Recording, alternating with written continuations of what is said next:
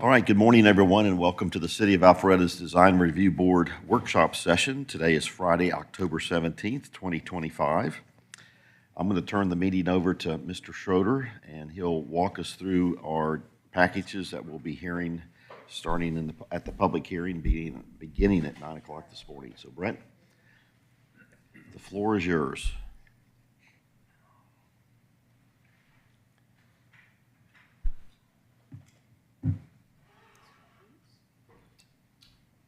The screen is yours, or the screen is not yours. Yeah, you should. Okay.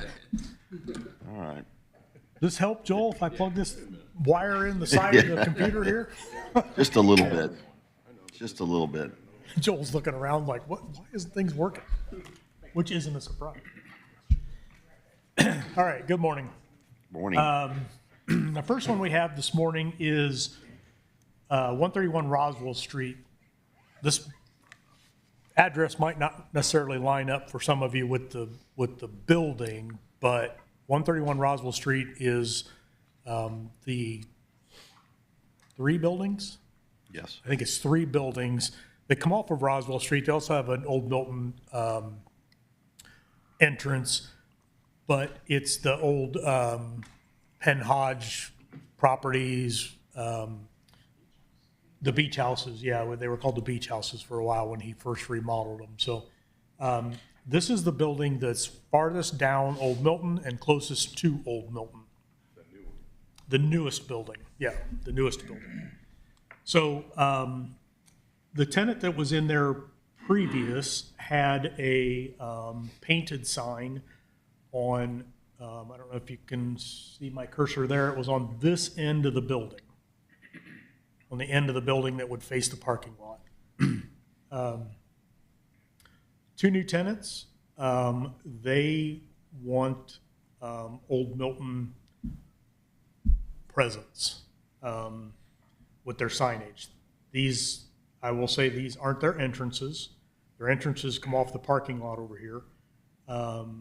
But their thought is they need Old Milton presence. So they could only have one sign on an office building, so they had to combine them, get them close enough together to combine them into one square footage. And this is what they want to do. I don't know that this drawing necessarily matches up with the words up here. The drawing looks like it'd be a facelit, which is prohibited, so we know that's not going to work. But up here we talk about backlit, which traditionally I think a backlit is halo or something like that. So that would work in the city if y'all approve that. So what that would be the glow from behind.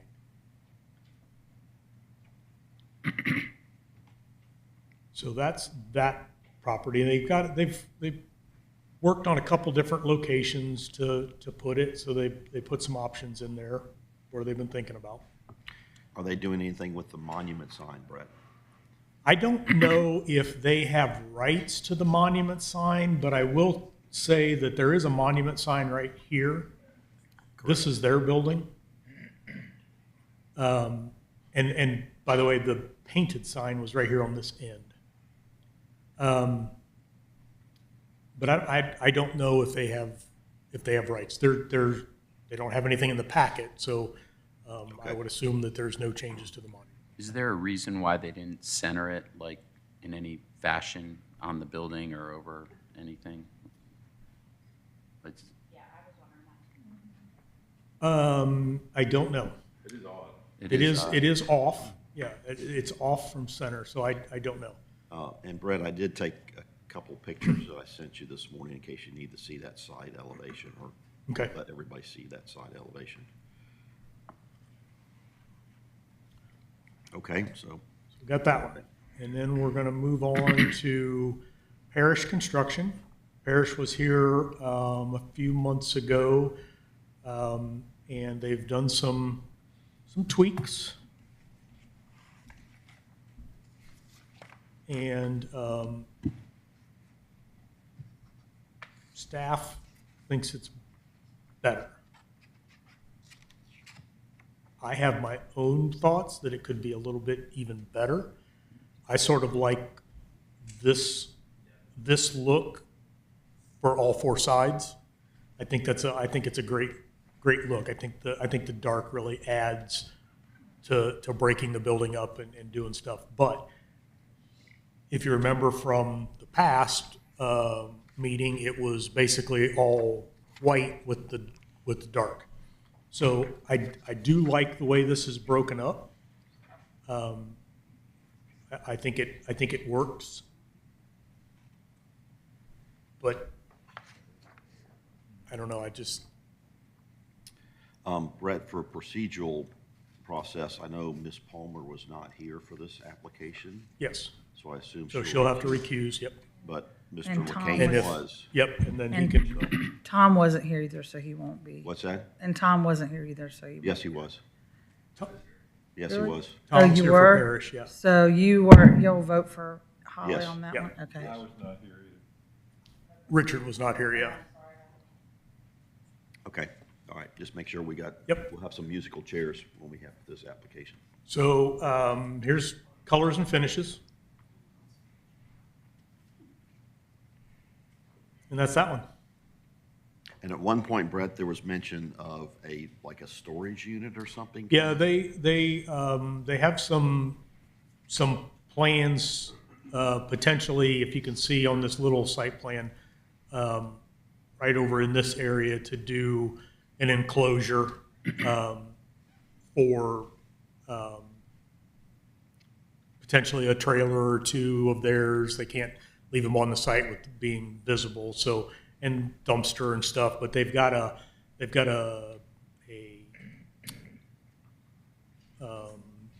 it's a survey issue that the sewer line, whether it's water, storm or sanitary, I'm not really sure, but there's an issue they're working on to try to fix that before they move forward with that. And that is the Alpha Loop that runs right beside them. And this is the Alpha Loop that runs right behind them. Yeah, this would be West Side Parkway over here and the Alpha Loop.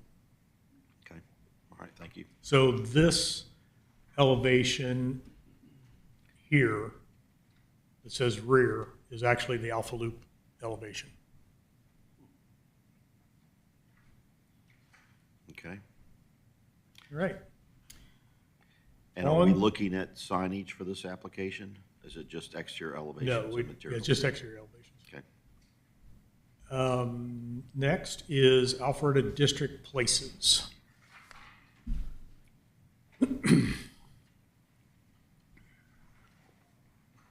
Alpharetta District Places, this is phase one.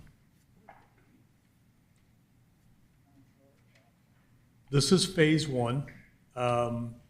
This is a site plan of the existing. So this is Main Street and Old Milton. This is the dry cleaners, and then the building in here where Crust and Subway and that are.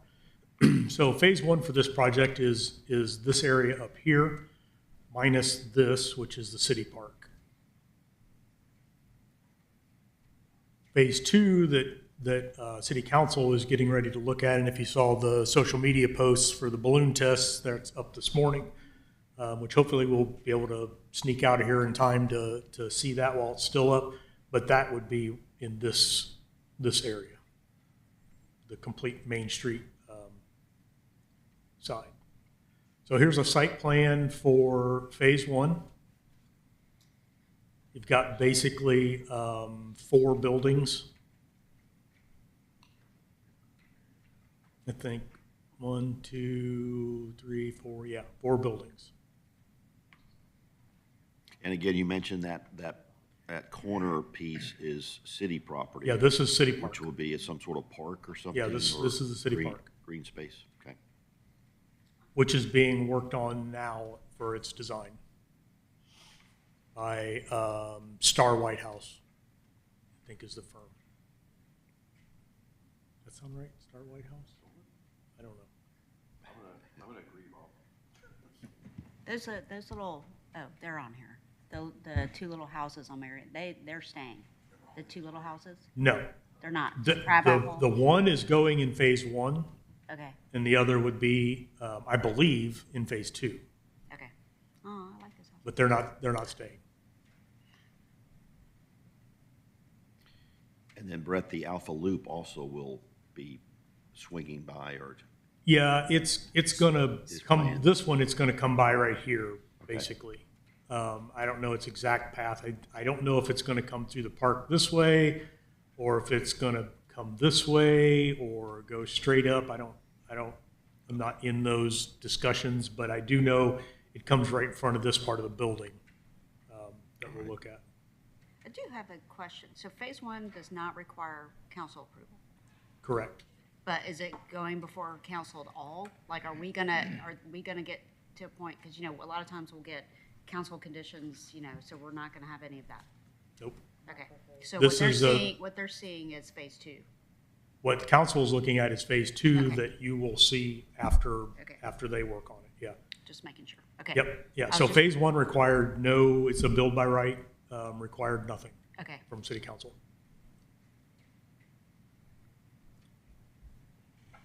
All right.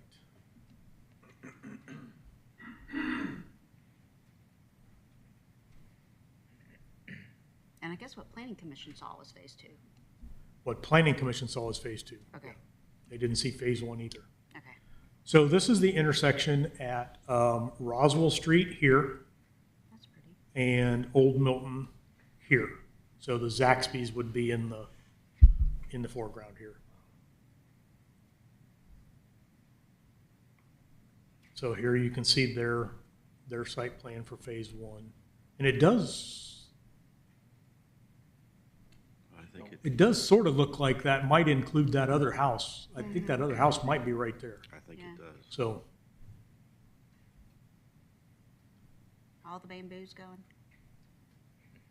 got some elevations. I have sent these to the Norm. downtown consultant, and he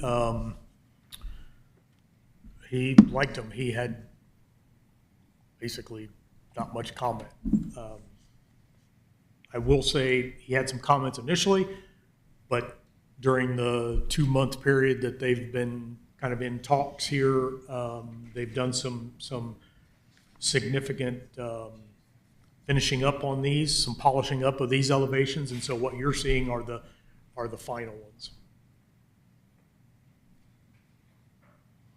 So there's a building, so down in the background here would be Old Milton Parkway. So there's a walk-through Paseo right here that would walk to come through here into the parking area.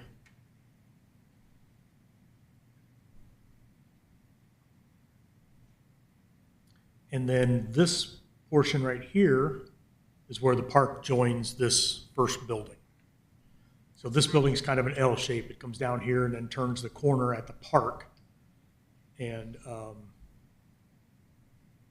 you can see right here.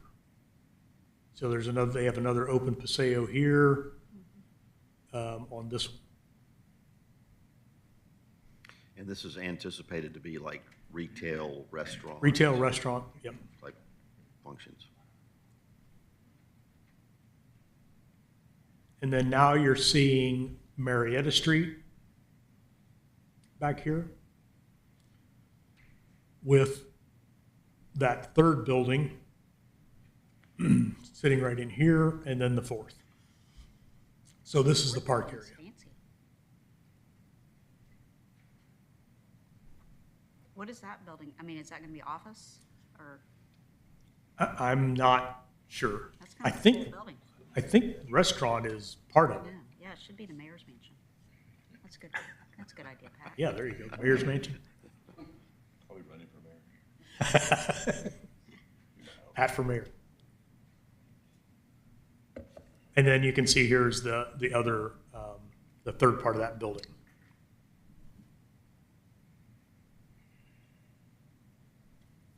This is I like this building a lot, and I like I think the corner of Old Milton and Roswell has a really great presence as well. Yep, I agree. So this is parking lot elevation. So you're going to have Old Milton over here, and then this would be in the middle.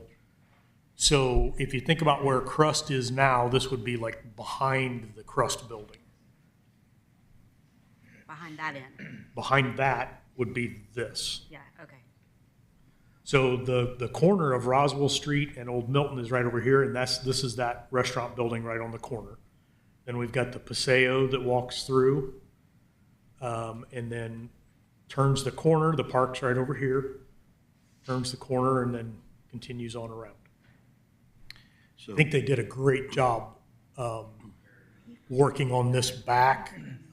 Richard and Frank and I had a meeting with them a month or so ago, and we talked a lot about the back as far as utilities and different things like that. They're very, very cognizant that this is just as important as the front.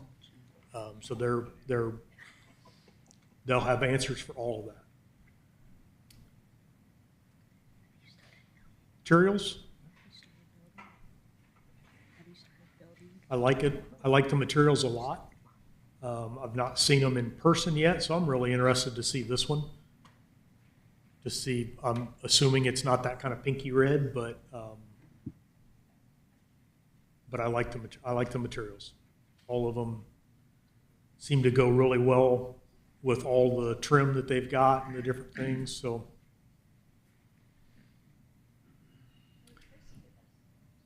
And then here is some floor area. So we got Roswell Street, Old Milton. So this is that back parking lot that we just looked at. The park is over here. You can see the Paseo through here, and then Paseo will be through here. So great open areas to get to connect fronts and backs, parking to entertainment, all of that. Some great areas.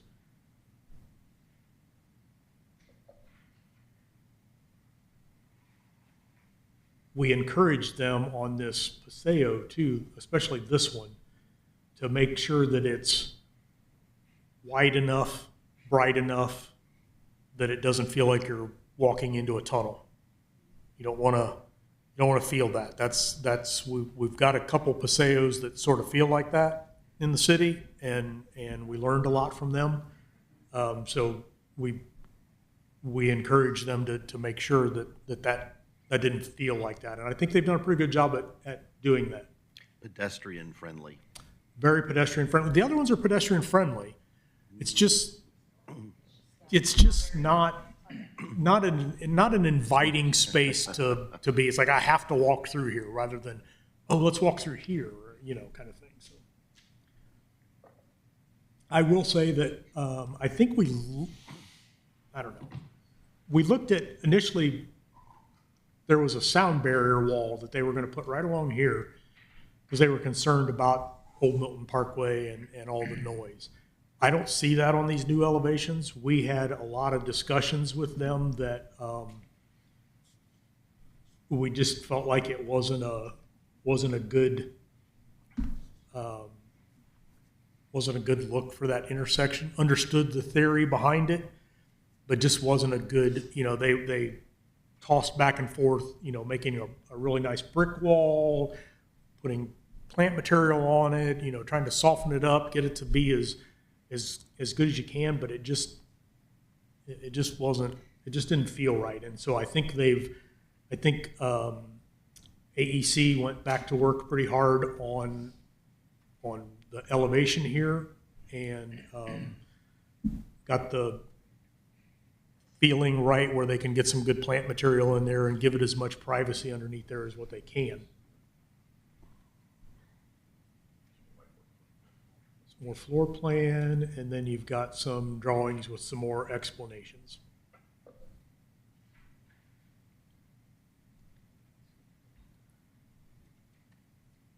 This Old Milton view is just going to be fabulous.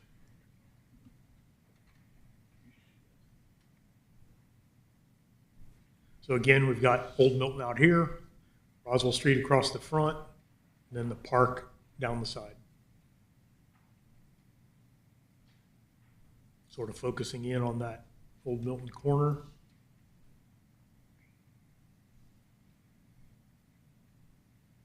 I will say, while we're looking at this, one thing that I think was a little bit of a change for them, maybe not, but I saw it in one of the elevations where now they're calling out that these are all operable doors. Operable. So I think that'll be a, Kind of on the interior, or the, that, yes, they're showing them to open to the exterior. So I think that really feels like this style of building even more. that's kind of the recessed area, if you want to call it. Yeah, Under underneath the here. overhang. Yeah, so rather than just look like it's operable doors and, you know, get the look out of it, it actually will be. Moving on down the way a little bit. I think they did a great job, and Norm also commented that they did a nice mix, but yet kept the theme. Everything's not, you know, as intricate and detailed out as this end of the building, but the theme followed well through and worked really well with the downtown design, which I would have expected with Tracy Ward doing the architecture, since Tracy was our guy that helped develop those downtown guidelines. We knew it was going to be good. If they listen to him, you know, it's still got other players in there, but.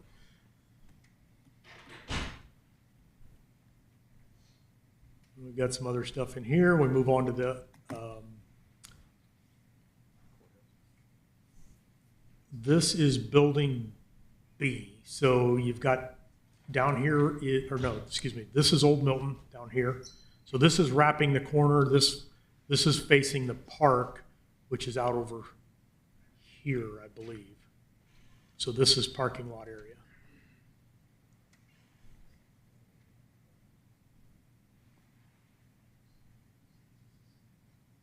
And I don't know why, but I think this just really enhances that building.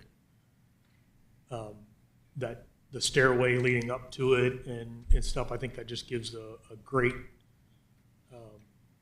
presence to the back side of that building. Well, I think that's a good way to deal with the site that slopes. 'Cause Yeah. I know it's got a big.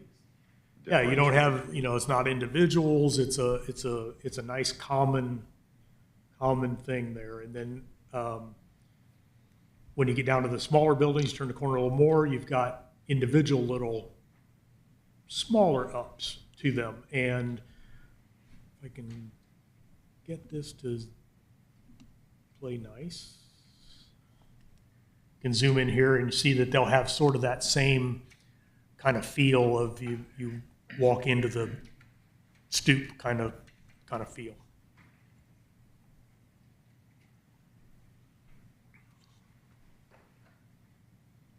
So this would be Roswell Street.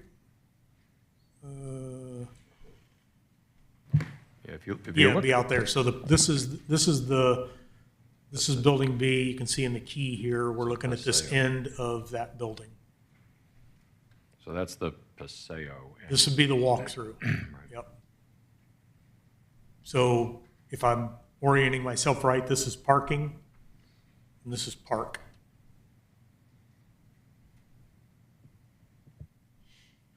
And then this would be the elevation that would face the park.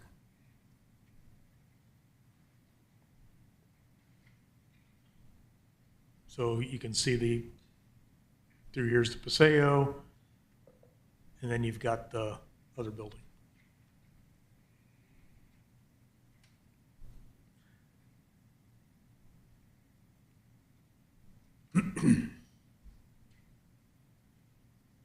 This is the third building, the little C building. This would be the parking lot side.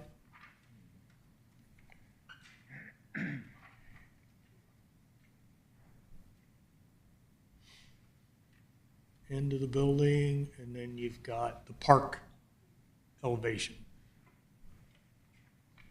And I think this has got a really interesting, I think we need to pay attention to there's a really nice paseo between these two buildings here, or a nice walkthrough. We need to pay attention when we look closer at it, but the end of this building, since it's kind of chamfered, I think would be the term, it's a really nice feel, the way that building is going to have presence to that other building and to this building and to the park. So then you've got the fourth building. This is the Marietta Street side. So you would have parking area, the dry cleaners would be down here.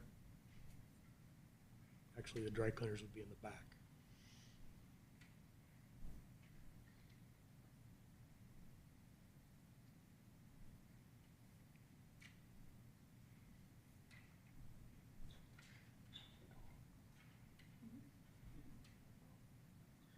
They did a great job in being very cognizant about HVAC units and all of that stuff. This building will have the little sunken roof, A well. a well. And, you know, maybe in the summertime, they plug the holes and make it a pool. I don't know. That could be problematic with the air conditioning units up there, but it could be fun.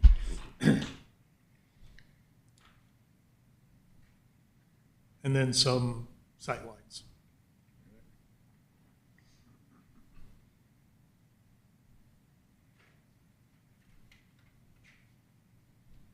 Some lighting details.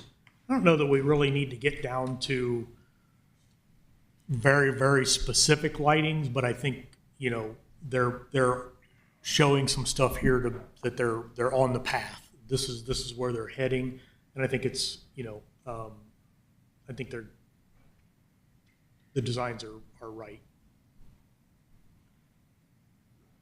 And then you've got some hardscapes.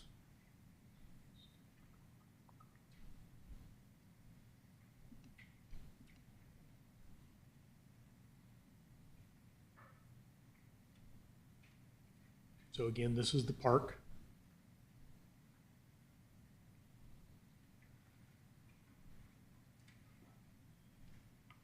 And we definitely want to see some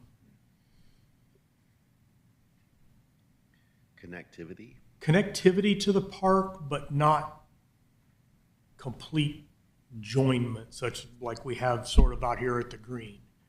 I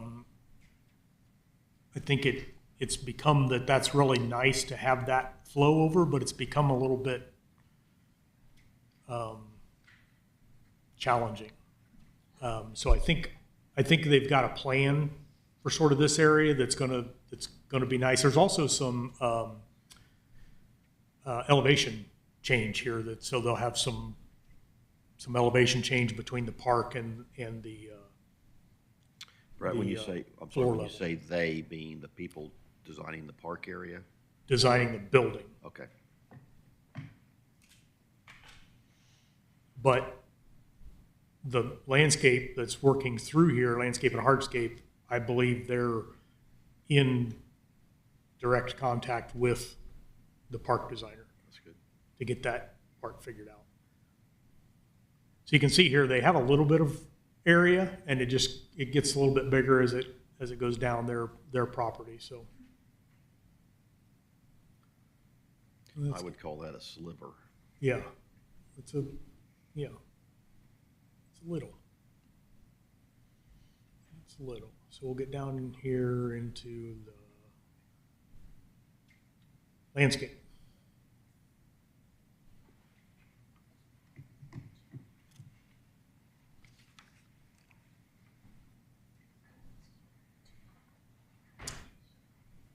There's really not a big established streetscape along here yet. I think this is really going to start it. There's definitely not a streetscape along Old Milton. the way that 131 was developed, which is right across the street here, they don't really have a streetscape per se over there that got established years and years ago. So it's not like we're trying to match up corner for corner. Coming into 131 a little bit, there is some. Yeah. I know, Brett's looking straight Brett's up. trying Pat. to lead me. Yeah, trying to lead you. I was like, you know, Hey, Pat, I'm answering the questions that you know, always Pat come will- up. but you know, Pat will say, is there a street? Yeah, what's across the street? Remember we talked? So I think they've been pretty cognizant of that. That we do want to develop a theme, and this is a great place to start. So, The corridor is tough because of all the utilities that sit out there.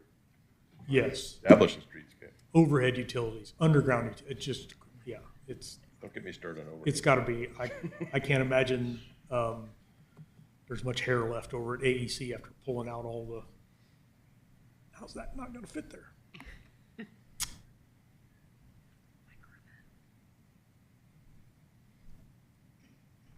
I reminded them also to be cognizant of what's planted underneath tree canopies. We'll be looking specifically at that. We want it to look pretty initially and pretty in the future. And then they give us some nice pictures that really help us non-landscape people out and figure out, and I think it's good. I think they've got a lot of native stuff,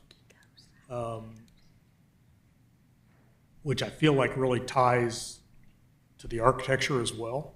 I think the architecture is very appropriate, and the landscaping materials to a novice are great. There you go. All right. So we've It's got. a lot to look at. For this application, then we'll be looking at site plan Site plan, landscape, building elevations, materials, and hardscape, hardscape. and then signage will be sometime in the Later on future. in the future, Okay. yeah. And then site lighting will be in the future. Site lighting, I think they've got some in here, but yeah. Okay, very good. All right? Any questions for Brett this morning? Just also for this application, Kim and Tom will be voting for Jennifer and Eric. Okay, very good. All right, our capable folks, alternates over there. Thank you for being here this morning. Okay, anything else? With that, let's adjourn the workshop session this morning. All right, give us a few minutes to regroup and get back, start our public hearing. A couple minutes. Thank you.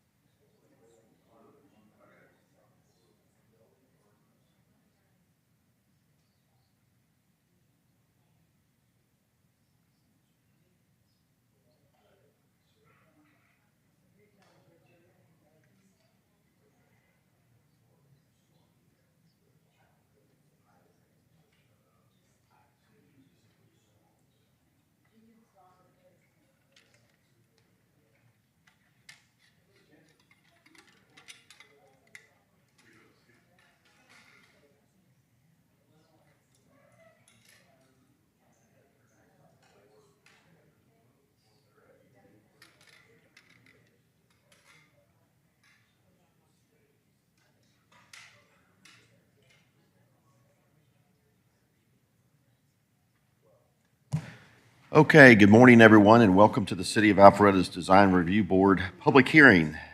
Good morning. Today is Friday, October 17th, 2025. Welcome. Thank you for being here this morning. And just a gentle reminder for all of us, if you will silence your electronic devices this morning, please. Either turn them off or silence them. So, okay, our first order of business is call to order and then roll call. And it looks like we have everyone here, even our alternates are here this morning because they'll be filling in from time to time. So thank you for being here this morning. Good to see everyone. Okay, let's stand. We'll face the flag and have the Pledge of Allegiance, please. I pledge allegiance to the flag of the United States of America and to the republic for which it stands, one nation, under God, indivisible, with liberty and justice for all. All right, thank you for that. All right, next is any items from staff this morning? Anything from staff?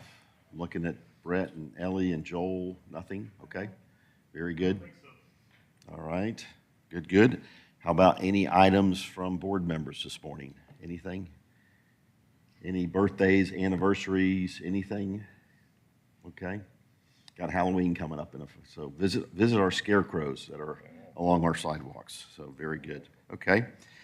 All right, and then our next order of business is to review and approve the September 19th, 2025 Design Review Board meeting minutes. I know we all have a draft. Ellie has done a great job of pulling those together. Can I get a motion to approve our minutes, please? I move that we approve the minutes from our prior meeting. All right, we have a motion by Mr. Owens, a second by Mr. Owen. Any comments or questions about the motion? There being none, I'll call for a vote. All in favor of approving the City of Alpharetta's Design Review Board meeting minutes of September 19th, 2025, please raise your hand. 1, 2, 3, 4, 5, 6, 7. All opposed?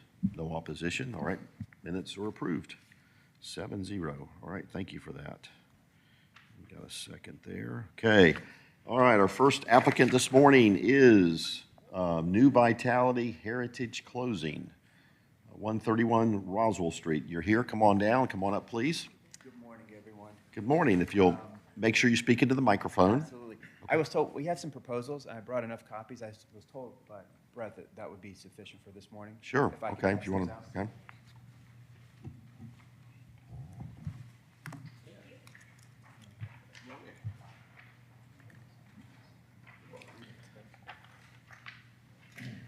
Thank you.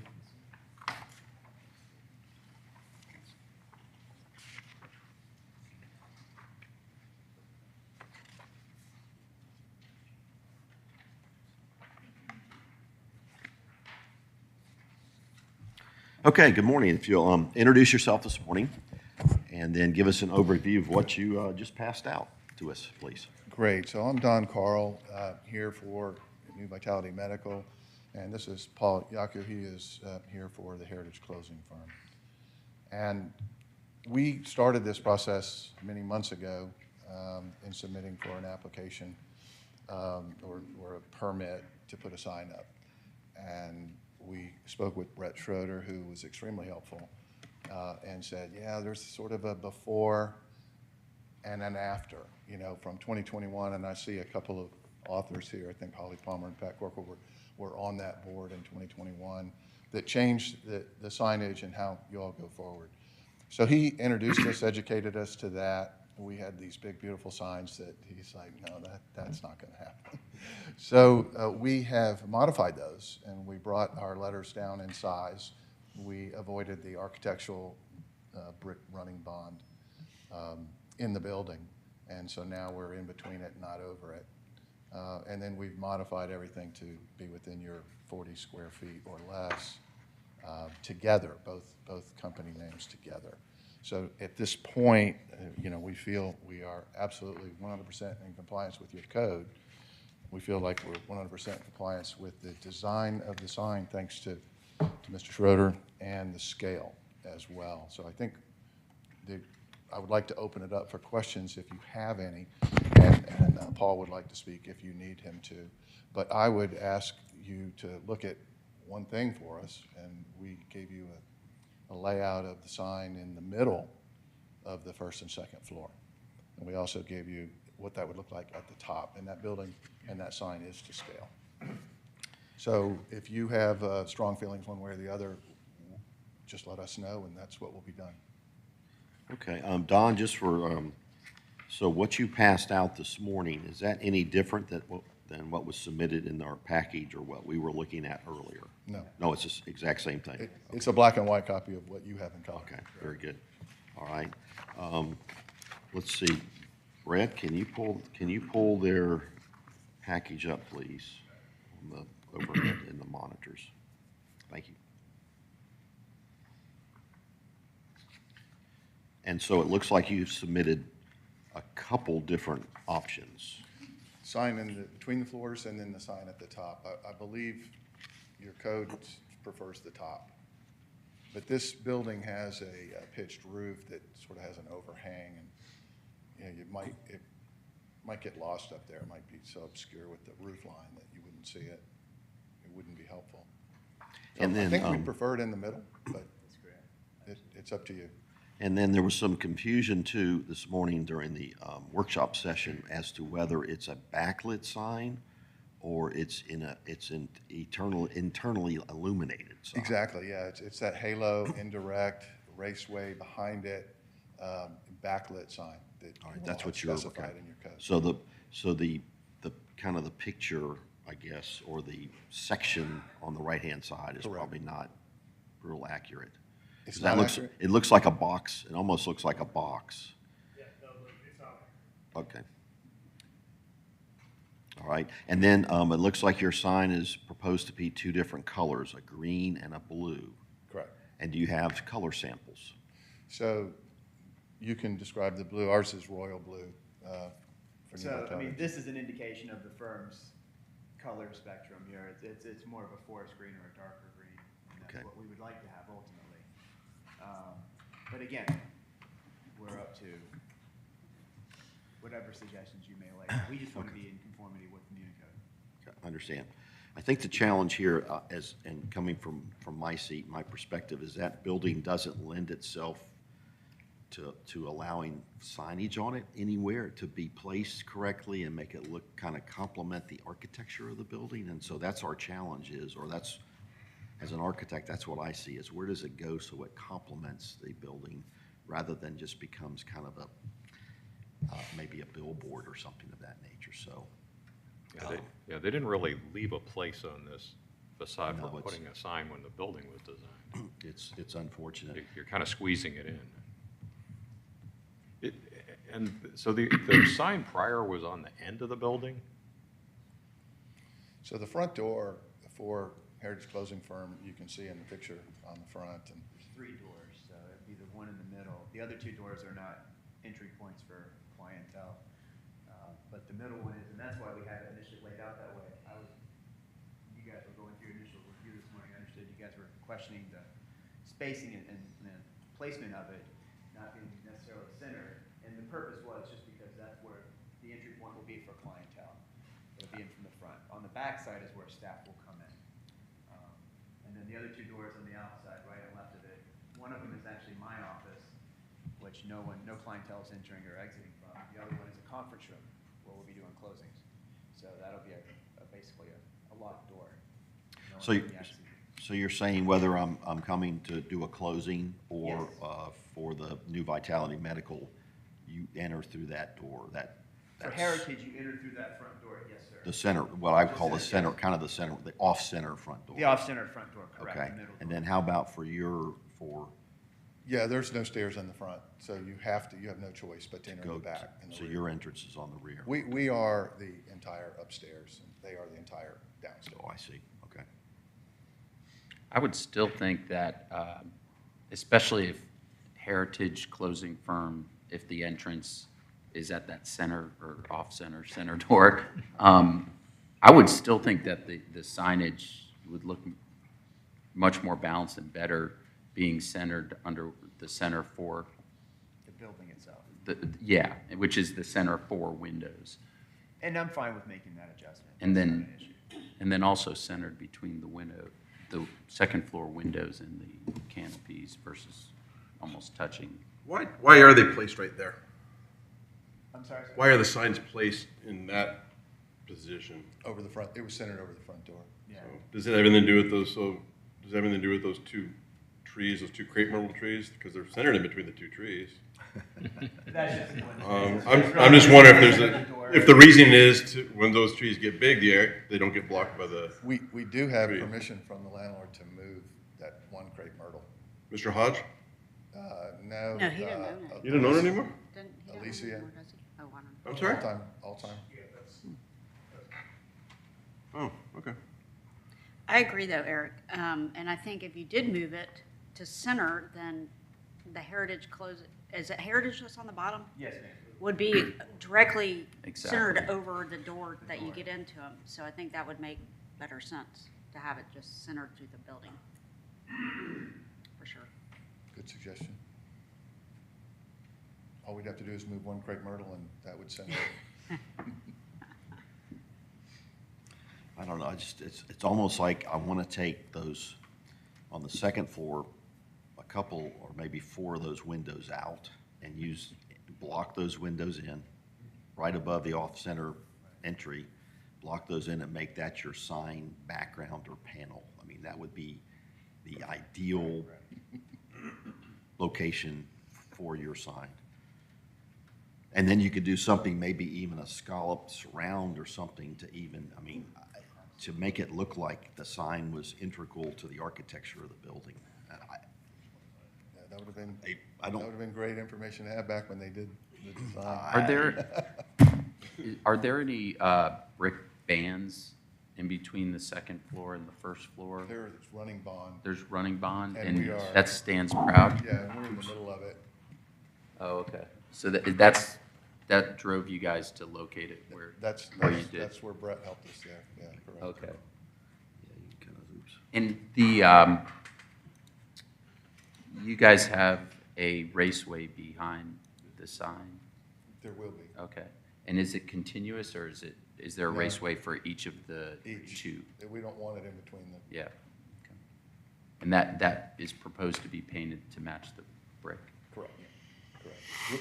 We like to do things really high-end.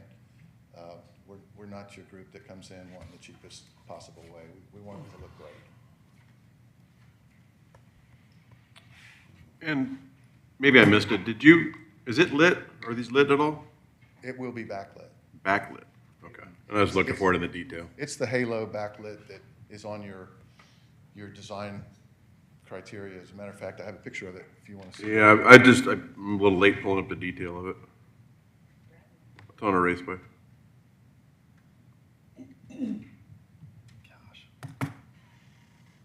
I mean, it seems to me that the building was designed for the sign to be on the end. Do we have a picture of the end of the building? I mean, there's a big blank space there that was, and I'm imagining that was because when you pull into the parking lot and you're looking for this place, you see the sign on the end of the building.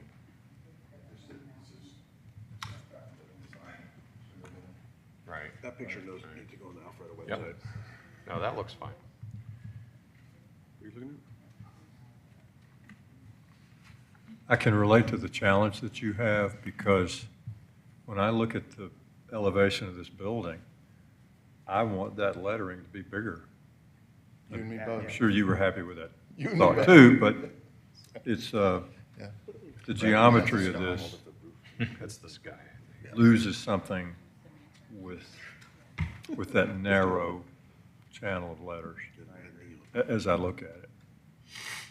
Just scroll down a little On, bit. on the one hand, on the other hand, we had our original intent to do much bigger New Vitality on the top and the Heritage Closing Firm on the bottom, which denotes where we are located in that building.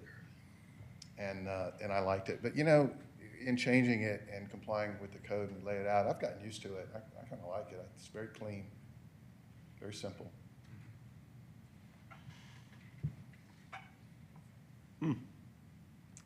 Yeah, unfortunately, I feel like it's almost an afterthought that the sign's going on the old Milton side. Well, with that tree there, I mean, that blocks a You won't lot see of any area. signage on that side. You know, looking through other trees, Yeah. streetscape trees, parking lot, you'll never see a sign on that side. Well, I No, think, I agree. I think the reason it was there originally is you pull into the parking lot and you, But isn't the point of signage to see it from the street and not when you're already in the parking lot? Well, this is an office. It is if you ask my mother. the thing is, by the time you see the sign on the street, you're past the entrance anyway. Some of it, though, is just for Advertising. advertising and to, I get Yeah. that. you know, It just. Create awareness. It just really looks wrong to me. Yeah, like, It's forest, Richard, it's what you were definitely talking forest. about, the closing in the windows right there at the top of the steps, you can see how they did that with the brick. Yes, yeah. That's That would unfortunate. give you a good, Who designed this building? Who approved this building? Been there a long time. Yeah. Pretty much everybody on this board approved it. I mean, it's almost like you, on the front of that, I know you've got a metal overhang over the off-center door. Even if you could remove that, and that gives you a bigger area to display your sign. Again, I'm trying to, Where? I don't think your roof would be the code if you did that. I know, I just, I love the way you think. I'd love to design the building around the sign. I really would. Yeah, so the sign is above that soldier course, that, it's in that, it's right in that space. Yeah, so that further restricts I it. think if you remove this, you would want to put it, even though we don't like to do that, you want to put it right over the row, that. yeah, the soldier course. I agree. well, Because I think that's center, but Mhm. and it's just me from what we normally do, I said, listen, we don't usually cover, architecture, so if y'all think something different, then Right. that's fine. So that's why we pushed it up between that course and the bottom of it. Well, and I guess this, well, to the right of that awning, there's that column, I guess, does that stick out, or does, right behind that, is that sticking out? Or does it just look like it does? Because it doesn't look like it does anywhere else. No, yeah, Is if you it just look, the tree making it look like that? yeah, if it looks like, the other ones aren't, so Okay. you would think Yeah, that one wouldn't okay. be, right? But you don't want to remove that awning, because that's the entrance to the building, That's or right. to the business. Right, Right, which lended us to going in this area. Hmm. yeah. And I think it, and I, If this was gone, Yeah. then you would want it, There. right on top. but you don't want it gone. And you're at maximum size for the sign as shown? Well, the space in between the two signs Yeah. is the determining factor. We move them closer, we're under, we move them further apart, because we originally wanted Right. them not directly together. Right. And we did align with the same font, which, Brett thought was wise, and then the color is the only thing that separates the two entities. Otherwise, it would look like one. It's kind of disappointing that, well, it's because it has to meet code, but it seems like it would actually present itself better to have one of them above those four center windows and one of them below, but you can't separate them, right? Brett? And I also think with that shadow, You can't separate them by code. Yeah, you would, City council, it's not. like if you could get a would need a variance. variance. They have to have a variance or something like that to separate it, or to put, say, the, closing one there, and New Vitality on the other side, where his entrance is, but then he loses the old Milton presence, and it's a whole. It's a whole thing. I have to say that when I pulled into the center there, the next building over, so the next building that would be to the, I guess, east, has some kind of nice, they're not lit signs, kind of on a placard type thing with scalloped edges and all that. And I was trying to figure out, well, I know these buildings are connected by ownership, but it's like, all right, there's kind of a already set architectural theme of signage for that building. How could you do that here? But again, without removing windows or removing canopies or something. Right, and they have hanging signs from chains over Yes, all they- of their doors. Yes. And that's not the code anymore, can't do that. So, we could, in the sign design, you could put a backer panel shine off of that could have that shape still mounted to the raceway that would further hide the raceway. Is there enough room for that even? It would just be coming out. I think it might get it, It's kind of, I think in that case, we're gonna have to lower it to cover a little bit of that top thing, but I didn't think about that initially, but that would sort of hide those two buildings. The other one doesn't have, they just have the one painted. sign. Painted, right, on the corner. So, Do you have, can you pull up just quickly for the board to see, on Google Maps or something, just to, I'm gonna try. okay? Joel, will you show my feet for a second here? I don't know if there were two separate backer panels that would further separate the signs, right? You know what I mean? It would be two separate ones, Identify them but as the two square separate, footage would be right, one, that's what so yeah. we'd be compliant. Make it more obvious it's two separate businesses. I think That that would help, yeah. might look more peculiar, I think, in my opinion. Paul, can I see that, folder portfolio you held up a second ago? Thanks. And is that's not, so it's obviously a different font on your sign as well. So I'm assuming that's your. Well, we're gonna conform together with, we're gonna, you know, in terms of how the heritage is listed here. Because it has to be one sign. Yeah, we're gonna, Yeah. Make sure that Ours all is totally aligns. different. Ours is curvy. So you're, So, but we're complying with, to be the same, so you're sticking with one font, so they look. right? Gotcha. Here is the center building. So this applicant's building is to the left of this.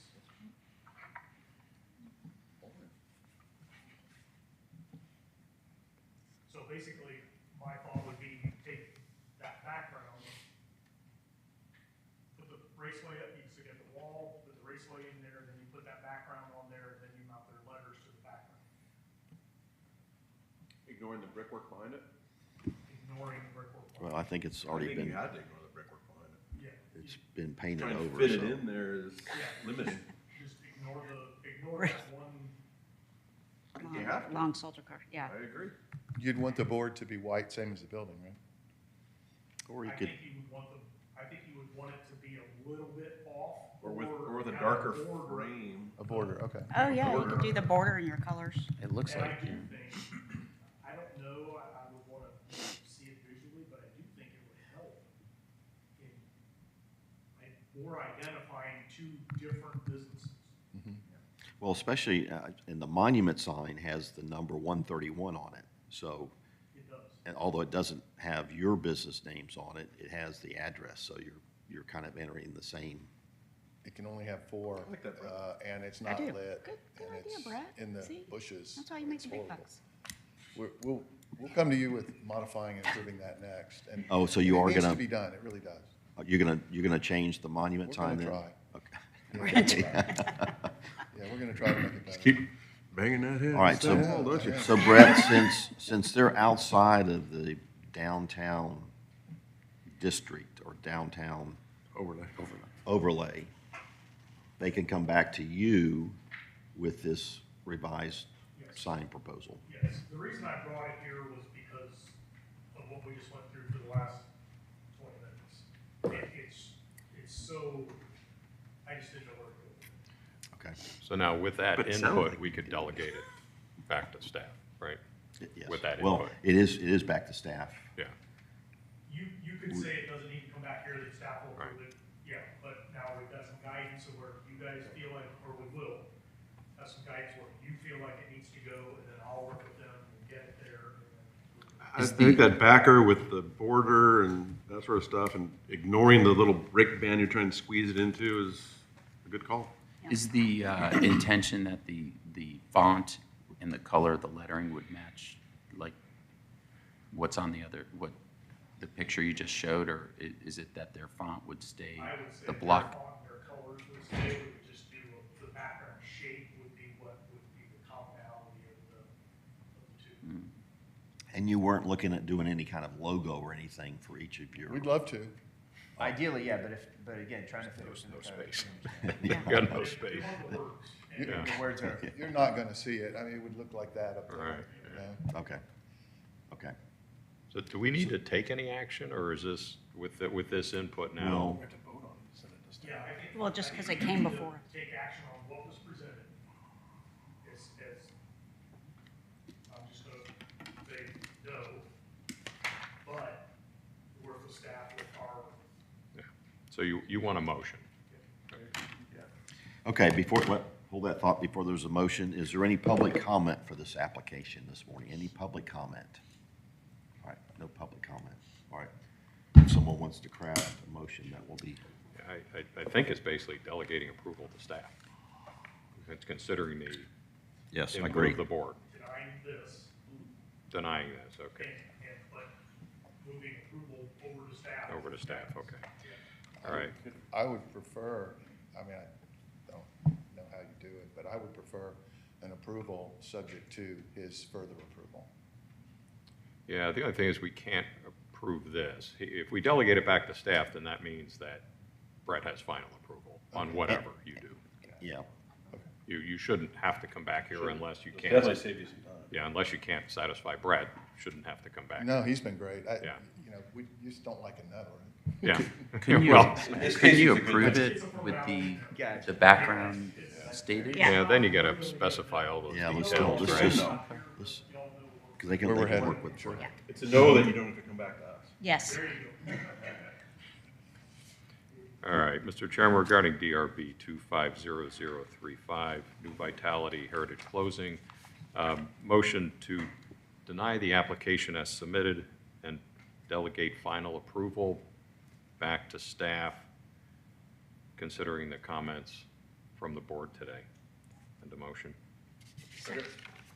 Okay, we have a motion by Mr. Swing, a second by Mr. Corkle. Any comments or questions about the motion on the floor? There being none, I'll call for a vote. All in favor of the motion, please raise your hand.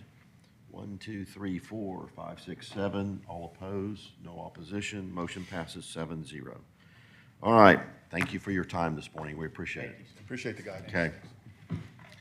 Okay. Our next applicant this morning is Parish Construction. Looks like you're here. Come on up, please, or come on down. So Holly, you'll need to step away, and Richard Owens will need to step away, and you guys will need to come up. All right. Kim and Tom, you'll need to come to the front. All right, pardon us a second while we get members. So Kim can't participate, correct? Just Tom. Oh, okay. No, she's, oh, She you're didn't- right, you're right. All right. Just Tom, sorry. Okay, so Richard and Holly are excused, okay? But we will need you, Kim, for the next application. Don't go. Okay. All right, pardon us. Okay. Do we have everybody here that we need to have here? All right, very good.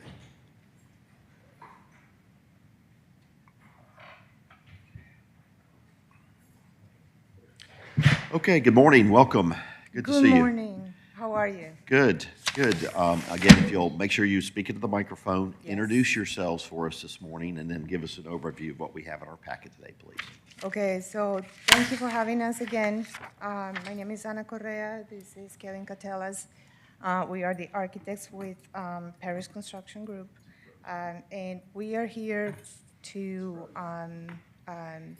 get an approval on the paint exterior renovations of our new building. It's frozen for right now. Yeah, he's trying. Oh, there it goes. Okay. Otherwise, I can. Is it plugged in? You need to share yours. Do I need to share mine? Oh, yes, if you're It's gonna. plugged in. Okay. Okay.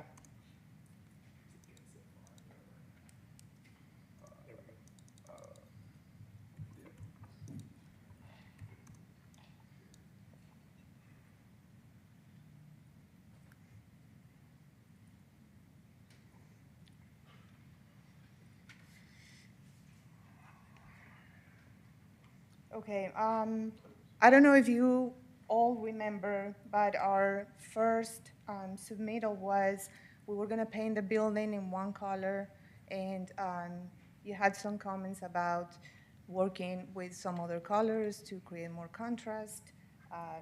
So this is the existing building on the left side, and this is the proposed paint and renovations on the right. I'm going to go one by one. So the first one, it's, we're gonna have some metal panels in the front. This is an existing canopy, we're gonna paint it. And we created these darker base that ends at the seals, the window seals on the second floor. Can you, I'm sorry, I'm going to interrupt. Can you zoom into that one elevation do. while you're talking about it, please? And then if you have some color samples, maybe you can hold those up while you're talking about them. Thank you. Sorry to interrupt, but just, there you go. Perfect.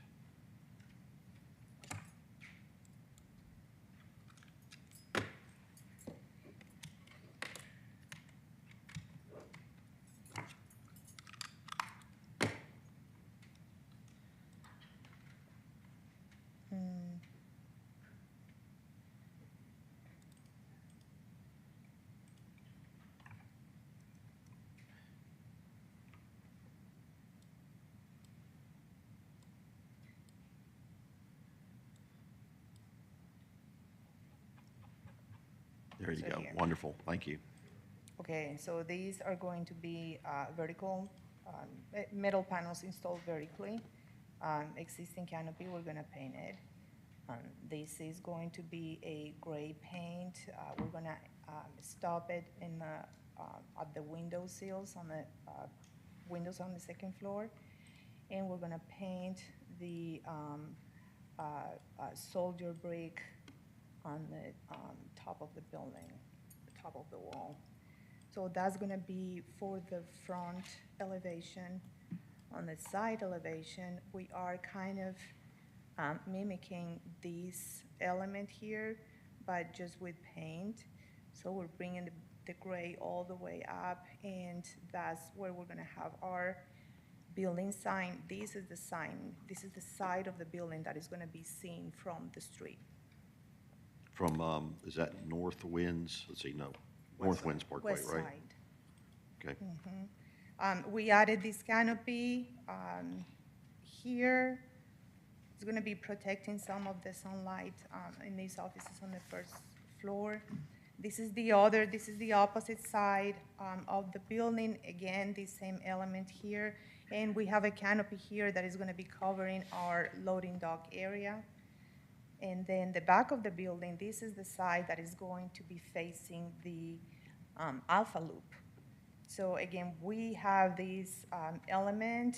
We're kind of duplicating what we have on the front, but this one is just paint. This is not going to be metal panels. We have our sign in the back too, and we are emphasizing this entrance with our red color. This is a canopy above these doors that we're going to have here for our training room, and that's about it. So we have some 3Ds here where you can see better. Just to refresh my memory, I'm looking at sheet DA 201, which is the 4 elevations before and after. Can you refresh my memory which elevation faces which direction on the site plan? Okay, so, okay, let me go to the site plan. One more down. It's item 3 on your left Okay, cursor. so this elevation, it's. Can you go to that sheet DA 201? Yeah. See, it's the third slide in the presentation. There we go. Okay. This faces the parking. Okay? These two are the side elevations. This one is the one that faces the west side.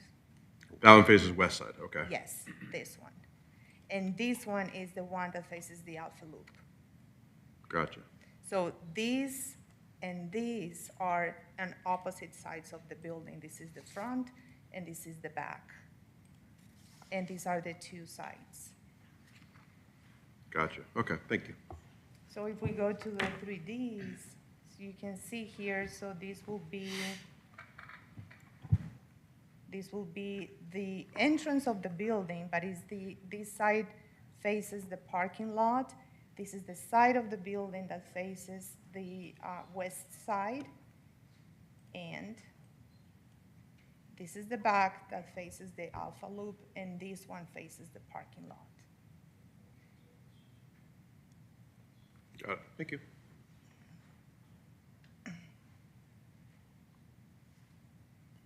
Are we ready? Ready? Okay.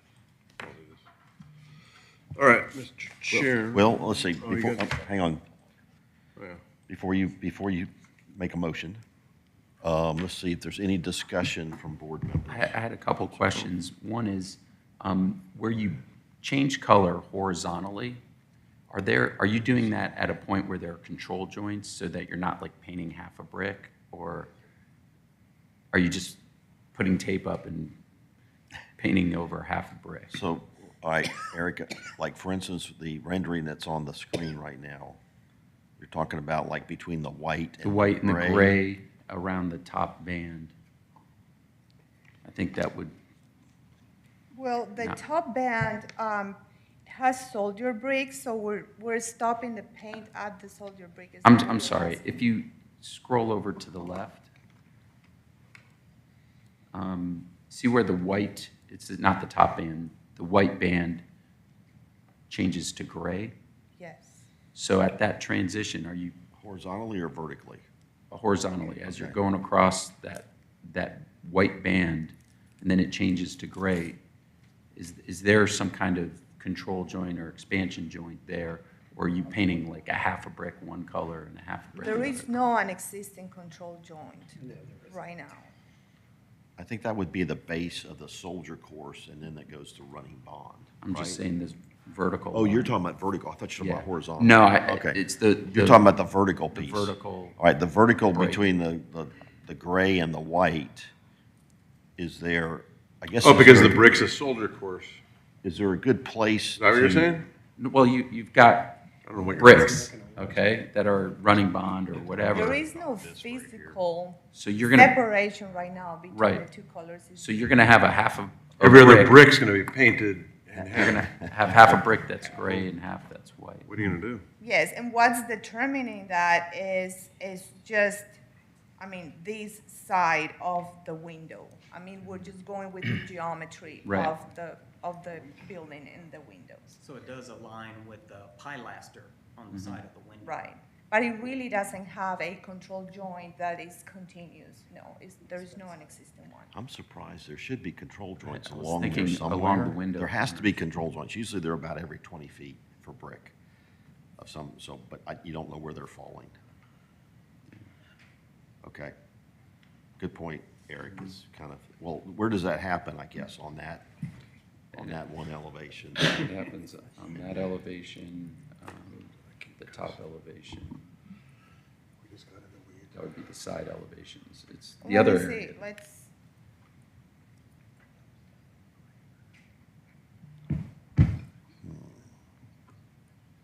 Doesn't want to zoom in. There seem to be some control joints, actually. I was thinking It's not allowing me to zoom in more. that helps if you have something to break it. I took some pictures of this building, but I don't know whether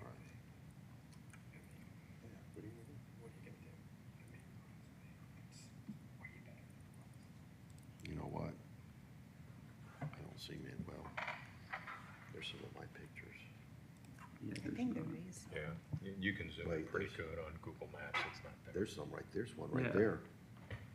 There are some control joints. I was just making a point of it because there's one there. too. Yeah. Just because it's just kind of a peculiar thing when you paint half a brick, but. The other thing is, was there any consideration on the side elevation, the west elevation to make the center portion the darker iron ore? Actually, yes. We have another option that we would like to share with you. It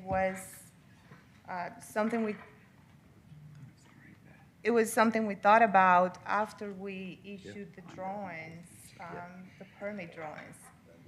And let me share it with you. So we made some modifications and we came up with these two schemes.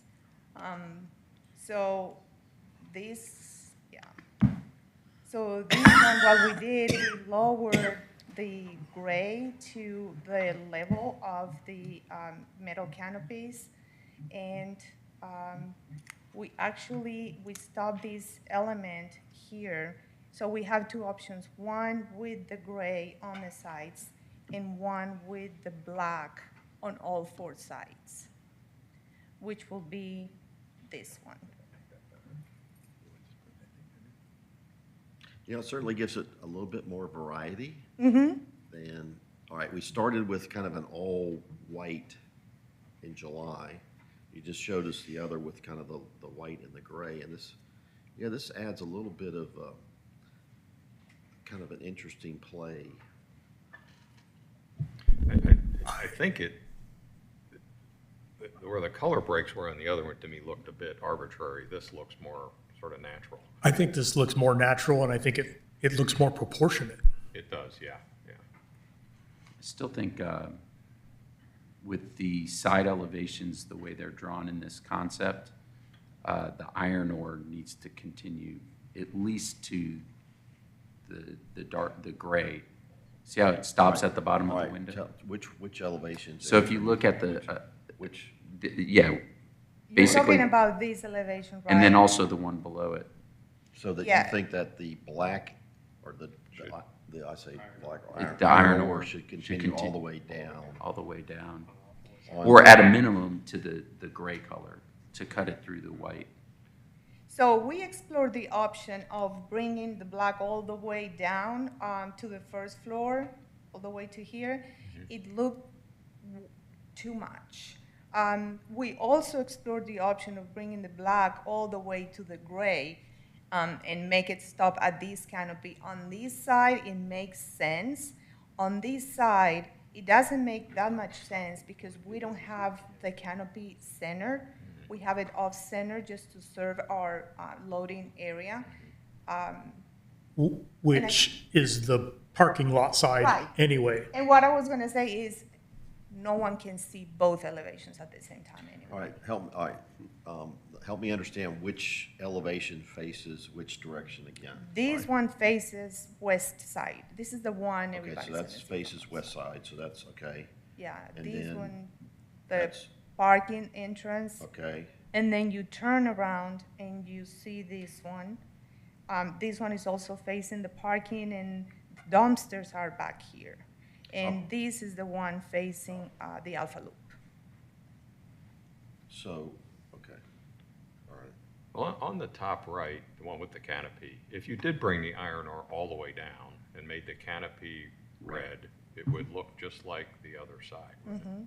I mean, it wouldn't be metal panels, obviously, but it would. I kind of like it. It would look the same. Those sides having the black come all the way down and cut through the white. To me, it seems kind of It's not a good Unfinished. stop. Yeah, it's not a good stopping point or a good, And then if you make the canopy red like the other side, they Yeah. both match, and it breaks up the iron ore. That's what, and then the side with the canopy offset, what determined the length of that canopy? What is that, was there a reason, that's your loading area, correct? It is our loading area, and there is like a platform there, so we're trying to cover the platform. Right. So what I was going to say there is if you chose to do the iron ore all the way down on that elevation, and you just pulled that canopy, made it a little bit smaller to not include that second window, it would create a break, and it wouldn't it wouldn't look weird, you know, kind of tying into that iron ore section, so. That Do you know what I'm saying? does not match that. I think so. You're talking about This whole panel's gray, And and if you this did whole the panel's iron ore white. all the way down, and then just pull This is second, and cross over each other. Got it. This Okay. this is option 2. I've checked out. All right, I certainly think I think we're homing in on option, I heard option 2. I don't know what you want to call this. Option confusion. Second option. All right, what we're looking at on our monitors and screen, what do you call this? Option 2? or Alternate. Or We call this one alternate two. alternate? This one was the alternate one, One. and we call this one Oh, alternate okay, two. all right, so 1 and 2. All right, so which one is closest to what we like, I I guess? think alternate 2. I think alternate two, and Two. I like the way alternate two sets off the signage as well. I think that darker color gives the signage a better, a more A better up-to-date presence. Yeah, I think it'll make that sign look really nice over there. Yeah. Okay, all right. Are there any tweaks that the board feels like we need to make to alternate 2? Eric, that's what you were talking about. on Yeah, I was just recommending bringing the iron ore down on the side elevations, painting the canopy the red. Okay. All right, so the top right elevation, which is alternate 2, or rendering, I'll call it, on the left-hand side elevation there, left-hand side, turn the corner no, I'm sorry, go to your left a little bit on the screen. Okay, yes, so that elevation, you're suggesting we take the iron ore for that center bay area, bring it all the way down to the top of the canopy? I was saying bring it all the way down like you have on the front elevation. All the way down to the floor, What- ground level? Do you guys not like that, or? We tried that one, and it looked like too much. How about we bring the black all the way to the canopy or the gray? That was another option you talked about earlier, and just bringing it to here, to the gray. So this black is gonna stop right at the canopy. And then again, on the other side, we'll do what you said, we can bring it all the way to the gray, and we can make this canopy a little bit smaller. And then That's the something. canopies would be also, those canopies would be red to match the canopy over the front entrance, over the entry. Well, I don't know. Why does it need to be a different color? It's just a service entrance. I guess you know what, you're right, it is. There's no real entry there. I think if you, Right. I think if you The brought red that is down. emphasizing Hierarchy the of them. entrance at the front and our back training room. Okay. The ones on the sides are just, this one is an utilitarian, this one is more decorative. Okay. All right. Any other comments for the applicant this morning? And before there's a motion, I'll ask for, is there any public comment about this application this morning? Any public comment? No public comment. All right, somebody want to craft a motion? Please. Eric, you get this one? Sure. Okay. All right.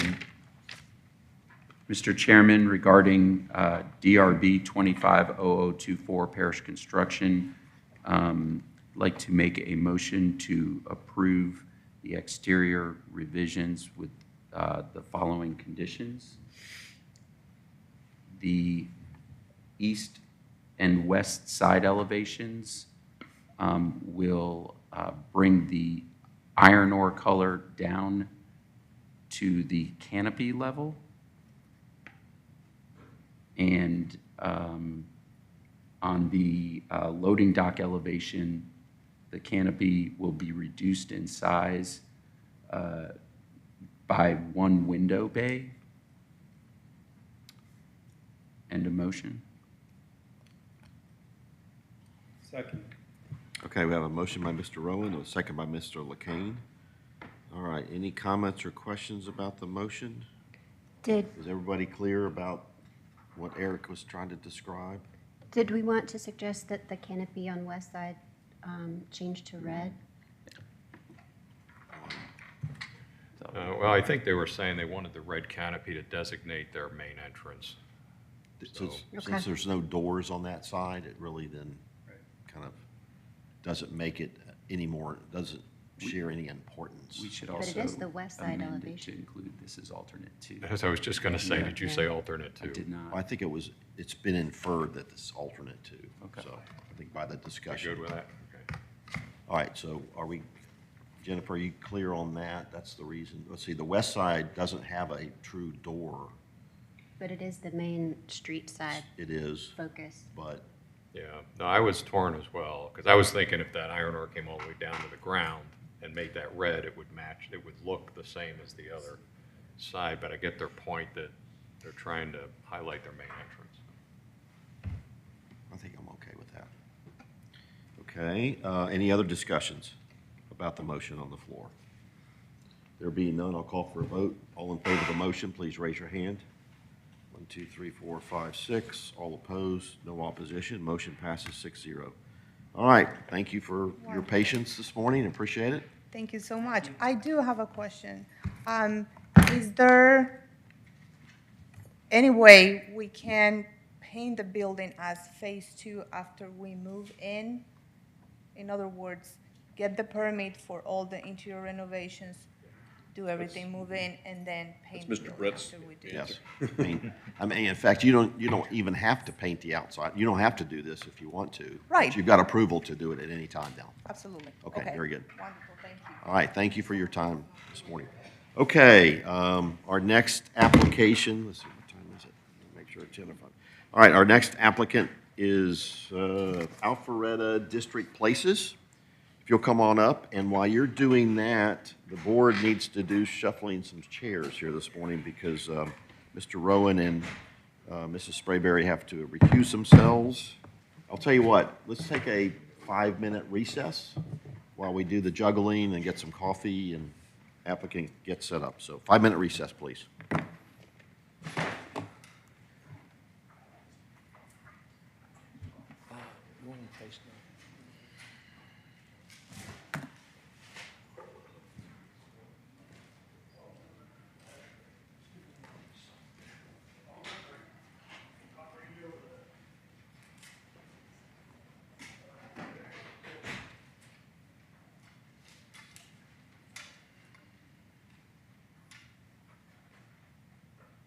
So is Holly coming back or not coming back?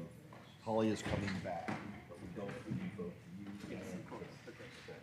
So I guess that means you're in a different chair then.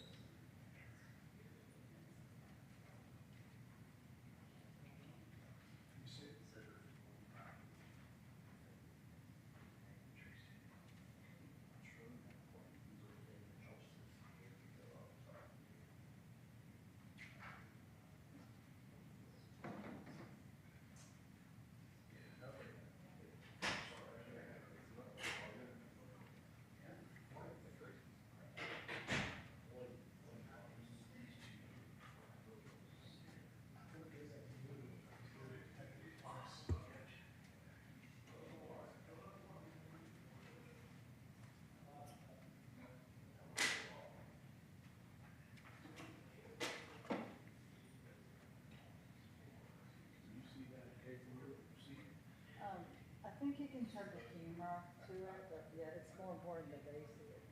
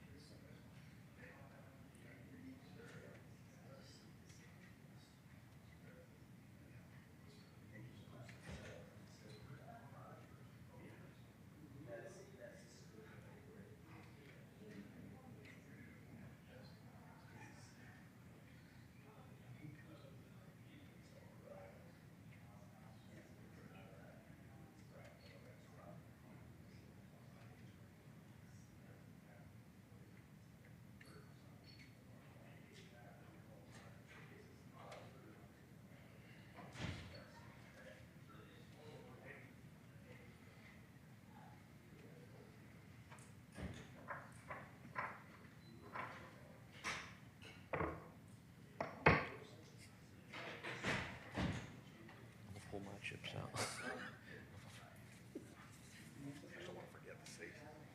What we should do is just sit here with some poker chips.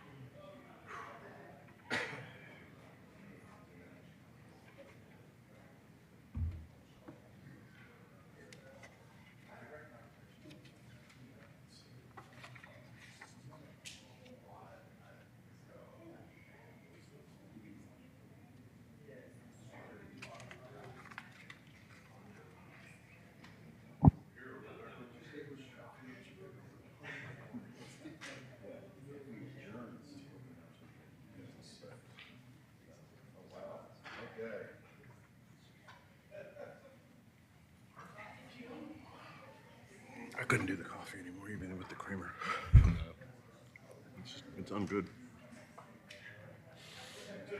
Bagel hit the spot. I think the coffee for me has become just more of a comfort thing. Yeah, Just just having a hot drink. like a cigarette. Yeah. It actually is. I'm on mic. I'm not gonna get sealed eye rolls and everything now. What's that? I'm not gonna get sealed eye rolls and everything now. You'll have to take a look. Oh, shoot. I almost need a block to stand Yeah, on. you need a step. Get you a whack.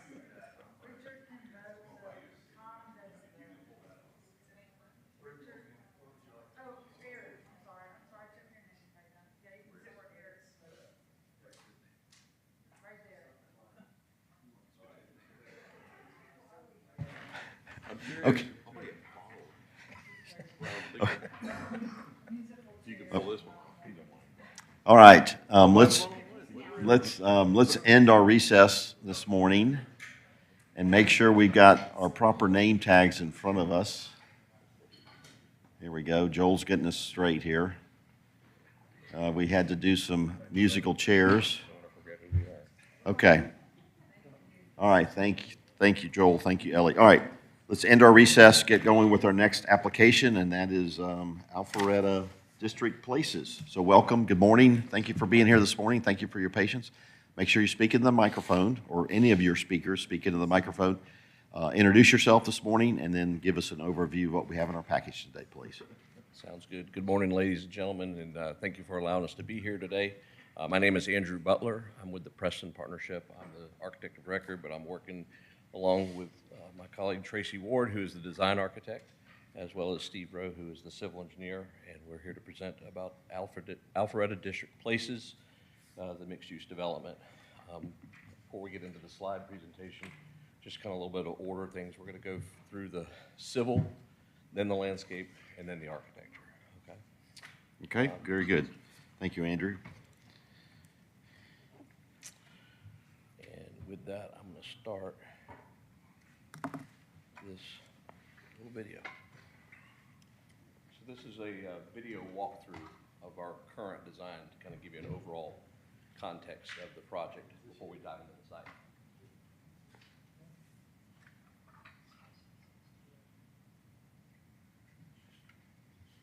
So this is Roswell Street? Yes, Maybe, that is correct. maybe We're want to walking down the Alpha Loop right now as we speak. Okay, do a little narrative as we're. Yes, so we're okay. walking down the Alpha Loop along Roswell Street. This is coming up on the northwest end of the project, overlooking what will be the city park adjacent to our site. And then this is looking back down towards the southeast.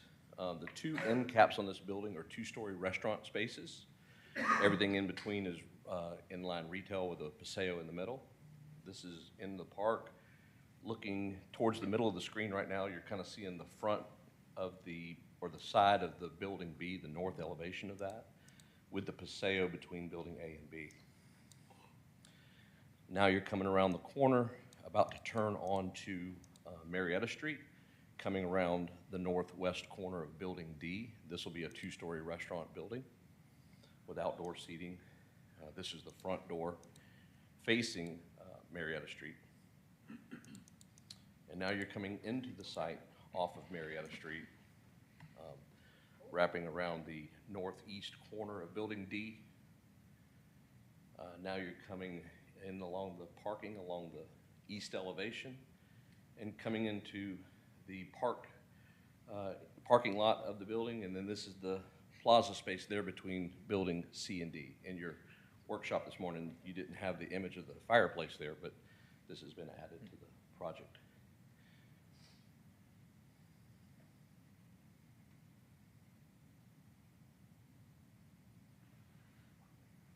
I wish all of our applications had something like this.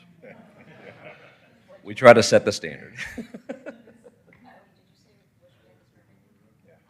We had this for Avalon, but not much else, I think, so thank you. This is, as I say, a picture's worth 1,000 words. A video is worth 1,000 words here. There is signage that is shown on this. Please disregard that at this time. It's just indicator.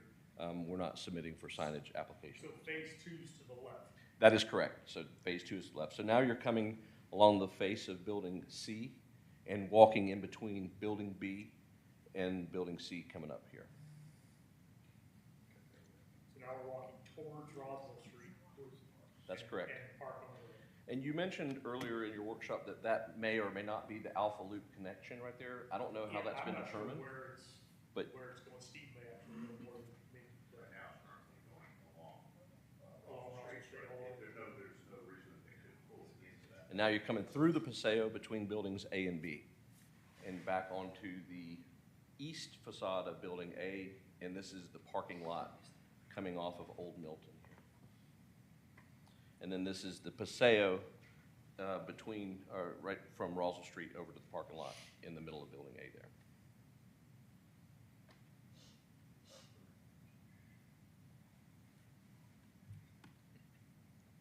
Okay, good. Thank you.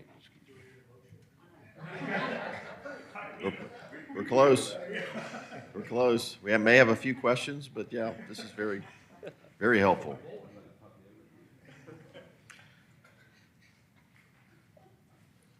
Morning, everybody. Tracy Ward, as Andrew said, I'm the design architect, but there's a team, so it's certainly not just me. A great team, as a matter of fact. So Brett did a great job of describing it earlier in the work session, but now that we've got renderings and you just saw the video, let me just give you a quick overview of the architecture. So it is in 4 pieces. I don't know, Andrew, how do I get to just a floor plan? Next one.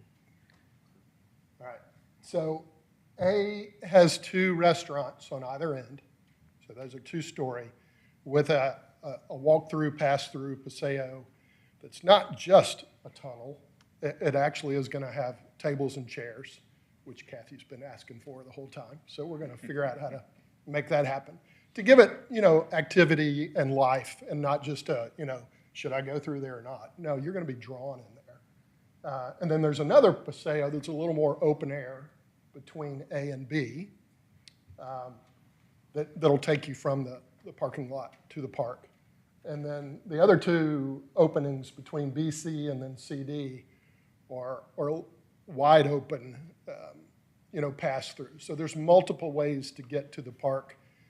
What the park ends up being, we don't know. I don't think Steve even knows. There's another group working on it. Our understanding was the park's going to be very passive. It's not going to be a stage and sidewalks and lots of paving. It's going to be mostly green and quiet and passive. That's our understanding, but we haven't seen anything. So we will continue to coordinate with whatever they end up with. So over these 4 buildings, we're roughly at 35,000 square feet, just to get you a kind of a ballpark. So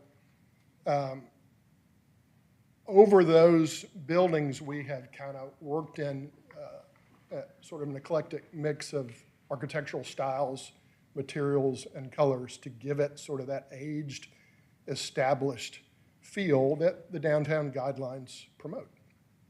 So in that overall, we picked, and you may have to stand up to see it, but on the floor over here are 6 different brick choices with a mortar color for each one, which, as y'all know, the mortar choice can drastically change what the brick looks like. So we've gone ahead and selected the mortar color and then selected a sort of a palette of paint colors that could be used with that brick for trim and millwork and such. So then we took those 6 and applied them to sort of scattered through the development. So we get lots of variation. What are we, about 50-50 brick, I think? Yeah, so we're about 50-50. So there's still siding being used, especially Building D, the 2-story building facing Marietta. That is all siding to have, hopefully, it'll feel like an older building, an older residential building that's getting modified to be a restaurant. So we want it to feel, all this to feel like it's been there. So hopefully give a couple of years for the landscape to mature, and it will feel like that. So that's kind of the big picture overview. I'm around if you got questions, but let us keep going through for now. Thank you, Next up, Tracy. We're going to have Steve Rowe talking about the civil in the site. So Steve, I'll just kind of push to it. Yeah. Steve Rowe with AEC, 50 Warm Spring Circle, Roswell. I'll quickly walk through the civil. Here's the existing survey. The only buildings that are going to remain are the existing retail center to the right-hand side of the page and the existing dry cleaners. Everything else is going to be taken down. With regards to the site, we've kind of looked at this a little bit, but we're preserving the existing curb cut on Old Milton Parkway, so that would remain as it is. We're adding a second curb cut along Marietta Street to get us out, so we have flow-through traffic for emergency access, for utility access, different things. I'm sorry, Steve, if your pointer works, can you just make sure, just kind of as you're walking us through that, just if it does work? It does not work. Okay. All right, we'll just follow you then. Yeah, so but if you, on the north side of the page, that's a new curb cut on Marietta Street. Okay. It's close to where some existing driveways are today, but it is going to be a new commercial style curb cut through there. As you flow down, the curb cut down at Old Milton Parkway on the south side of the sheet is going to remain as it is. So that's where it is today. And then the driveway that takes you to phase 2 or the existing retail center, we're going to preserve that access point. So we've got an access point that you'll still have ability to transition between upper and lower grades and get from one side to the other. We're proposing 99 parking spaces on this phase. How many, Steve? I'm sorry. 99 added parking spaces, plus the existing that's in the center to the south, plus the on-street that is out on Roswell Street. So there should be plenty of parking for this development. As for utilities, the utilities are coming from, the sanitary sewer is going to be coming from Marietta Street, so we're extending an existing line on Marietta Street to be able to serve the development. We'll pull it down Marietta Street and then down into the development and take it all the way to Building A. That will get us our sanitary sewer access. We're going to have grease traps that are going to be under the parking lot in front of buildings A, C, and D. Building C, we're putting them in there just in case 20 years from now, 10 years from now, there's a need for a restaurant there, then we don't have to tear up everything to do it. So they're put in just in case. Water's coming from Old Milton Parkway. There's a 12-inch line on the other side, so unfortunately we have to jack and bore to get to it. Looking at the grades, the grading on this was somewhat of a challenge because we have a lot of existing conditions we had to respect. So we're matching grades at 3 road frontages and the park itself, which added some challenges. But the neat part about it is because we had to do that, we're able to save 4 existing trees along Old Milton Parkway nearest the corner. So there's going to be 3 oaks and 1 pecan that are going to be able to be saved, and they're a small enough size where I think we'll be able to let them mature and recover in place. One of our bigger challenges, if you've driven past the site, is we're going to have to get rid of that bamboo that's there.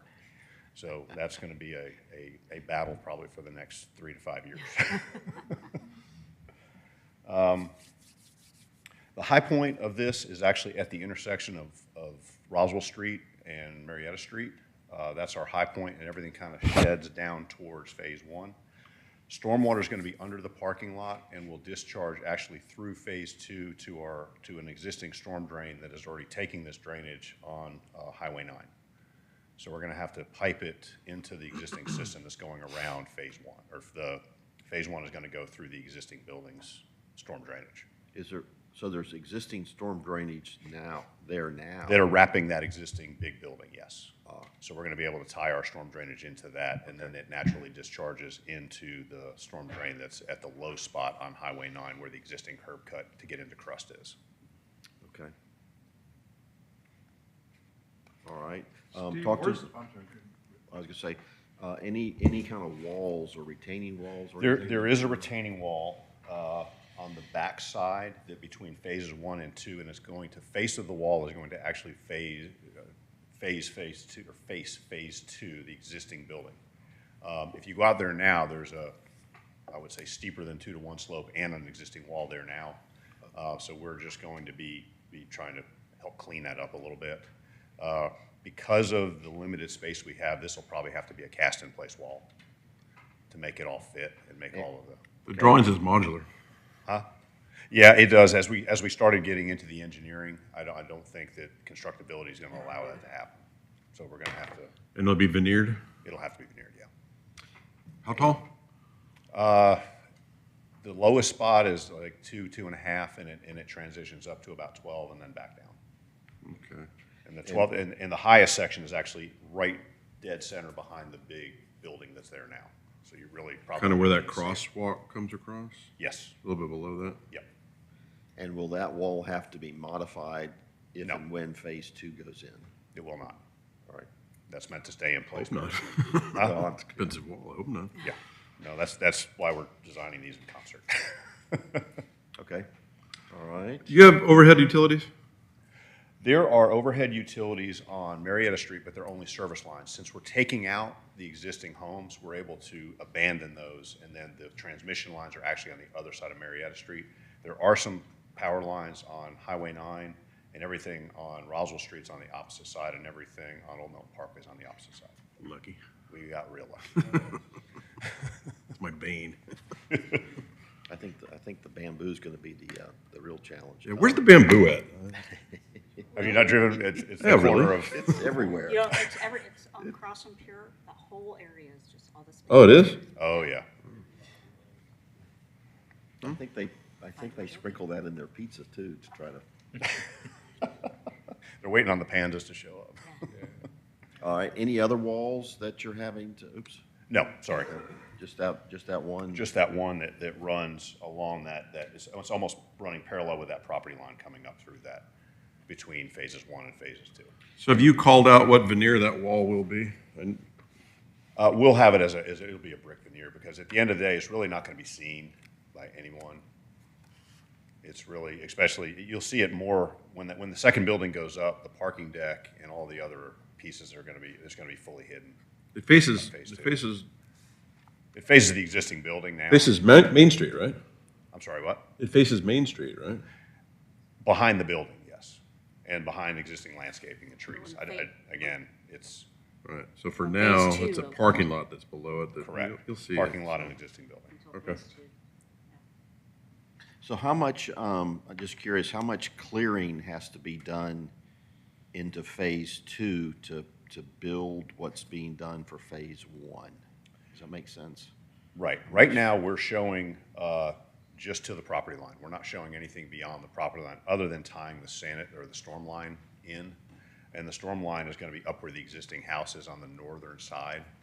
So that will actually be already cleared, so it's not going to be taking out any additional trees to move that storm line over there. And it looks like that property line is just a few feet off of the retaining wall. Correct. 5 feet. Okay, Planted. all right, very good. Okay, anything else for Steve on the site? Are you having to do anything to the park area to service that? Right now, no. We're waiting on plans from Star White House to show up. We talked with Kathy. Kathy said we really can't give us a copy of them before council has approved. So, and I understand that. So, but we're fully ready to coordinate and make the connections make sense for everybody. All right, good for that. Okay. So we talked about it earlier in the workshop, that there was a wall out on the corner of Old Milton and Roswell. Is that gone now? That's gone, yes. Yeah, it's part of the architecture Confirm now. that. Okay. And that's where the existing trees that we're able to preserve are, so we're able to do some good underplanting Right. and keep the existing canopy in that corner. Okay, so the primary two vehicular entrances right now are off of Marietta Street and Old Milton Parkway. That's correct. Okay. Right in, right out. Eventually, I guess if phase two gets approved, will you be able to drive from phase two to phase one? If you pull in off of? Yes, because the access to the parking decks will be coming from this parking lot. Okay. All right, so they will be eventually linked Yes. once. Yes, they will be linked. Shows it And off a little and there'll be a full pedestrian connection that'll take you if you notice where that fireplace is, it's on axis and kind of Okay. connects, and then it just stops at the curb line. That's gonna connect all the way through to Main Street. Oh, I see, okay. I'm just curious, for phase two on that parking deck, will that only be for the residents, or will people that are coming? It'll be for both retail and residential, yes. Okay. All right, any other site questions, site civil questions? Looks like a challenging site, but I think you figured things out. It's taken more than a day or two to figure it out. I bet it did. Okay. All right, what's next? All right, I'm going to turn it over to Natalie Henderson with our firm as well, and she's going to walk you through the landscape, and then I'll come back and talk through the hardscape. Okay. No doubt. All right, hello everyone. My name is Natalie Henderson. I am one of the landscape designers at AEC, and I will be going through the plant palette that we have designed for this Okay. project. All right, looking at this page, this is a overall site rendering that we have pulled together.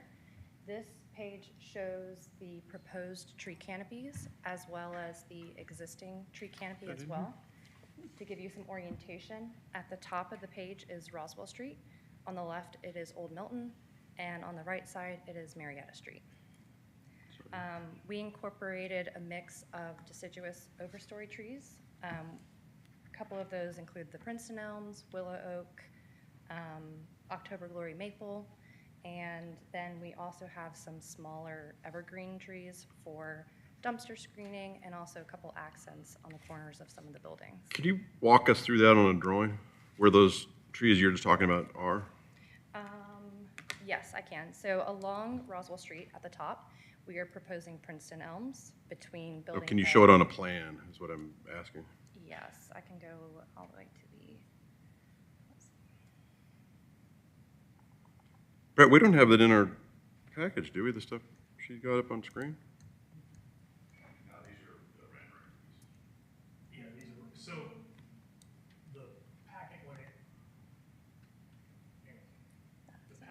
came across to me wouldn't load in this system because it was too big. I tried a couple different times of reducing the entire I imagine the thing. video took up everything. Well, I didn't have the video, but thank goodness, or yeah, we wouldn't have got anything.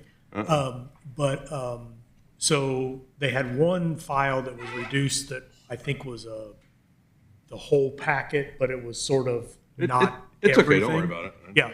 So you're No, we'll be seeing fine. more than what was in the thing, yes. Just say no. No, we don't have that. Okay, I found our tree replacement plan. Is this what you were asking for? Yeah, so, yeah, but you can't point to stuff, can you? Unfortunately, no. Let's see. There's a pointer. Does it work? Hey. There we go. All right. Technology. So on this side, this is Roswell Street. We have our Princeton Elms. And then on this corner here between Roswell Street and Old Milton Parkway, we have those 4 existing trees, 3 oaks and 1 pecan tree. What size are those? And the only reason I ask is because, you know, that's obviously a highly visible corner to that restaurant space. I mean, are the canopies up high enough, or is it? Yes, I think they're high enough. I believe they Got were. 14-inch water oak, a 20-inch water oak, a 9-inch pecan, and a 14-inch water oak. There we go. Okay. Along Old Milton Parkway, we are proposing black gums in the landscape strip. In the parking islands, we are proposing willow oaks and Princeton elms. And then for the street trees along Marietta Street up here, we are proposing willow oaks. Okay. And the smaller material that we are proposing for dumpster screening include Nellie R. Stevens hollies and the emerald green arborvitaes. So there's no concern, and Holly brought it up, there's no concern for those oaks and the pecan and fruits dropping on the sidewalk and slip and fall and all that stuff? Well, I know they only consider it when you're trying to propose trees to be put in, that, oh, we can't do that because of walnuts and acorns and all that stuff. They're there now. Right, but That's probably more of a maintenance issue, and this thing will be fully maintained and have weekly, you know. I'm asking more or less from the city side of things. Is there a concern from them? Because I know when we try and put in things like that, they say, well, there might be acorns that fall, and they push it to something else. So anyway, just a thought. I mean, we're trying to preserve the tree canopy as much as we can, and I get it. that's always a goal of the city, and you've worked with David as well as I have, that's kind of his charge. I got you. There's going to be lots of squirrels hanging around. Well, there's Squirrels gonna, don't eat those. I got nailed on the head. deer like them, but yeah, it's Deer will eat them. in my opinion, it's a viable concern of that. I get saving trees, you don't have a choice. But that's a heavy hardscape area, right? That's a heavy hardscape area, is it not? Or is it That's- all landscape strip around it? Yes, we do have a good spacing of landscape area before you get to the building Okay, with that so restaurant. you don't step through it. Okay, all right, I digress. All right, gonna go back up. Pat, we're going to let you take your pecan tree shaker out there in the fall. I'm gonna slip and fall. I was just on gonna this say, place. the hardscape space for the restaurant is actually undercover, so you shouldn't have the debris and the acorns or the pecan, Okay. or anything like that falling in that space. Everything, I just confirmed that with the architects, so. Thanks. No, you're okay. Steve understands me.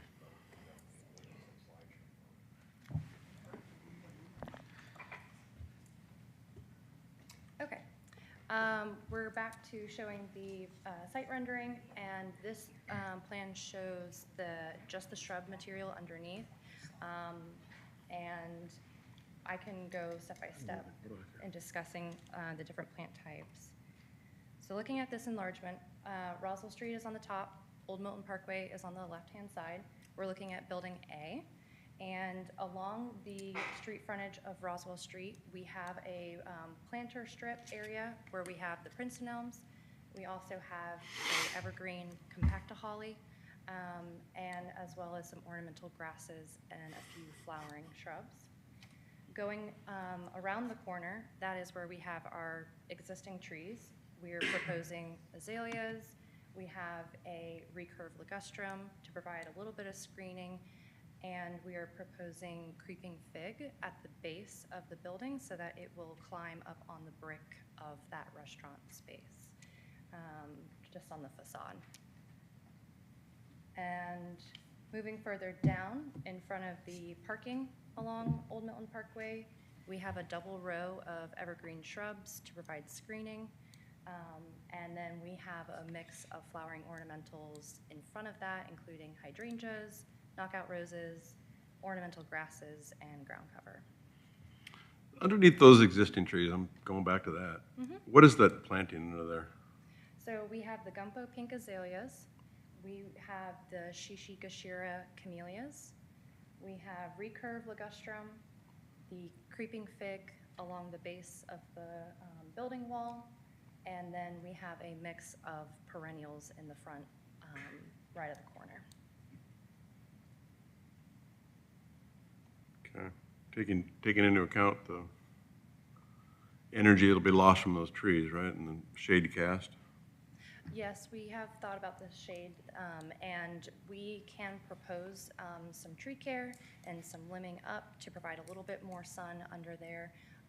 It does have a southwest exposure, and so I believe that the plantings that we have provided would get adequate amount. Okay. All right. To the next enlargement, so we're looking at Building B.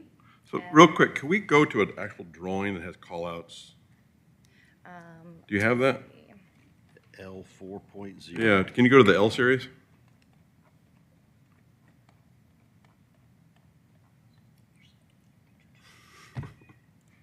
Other than that, it's just a bunch of symbols.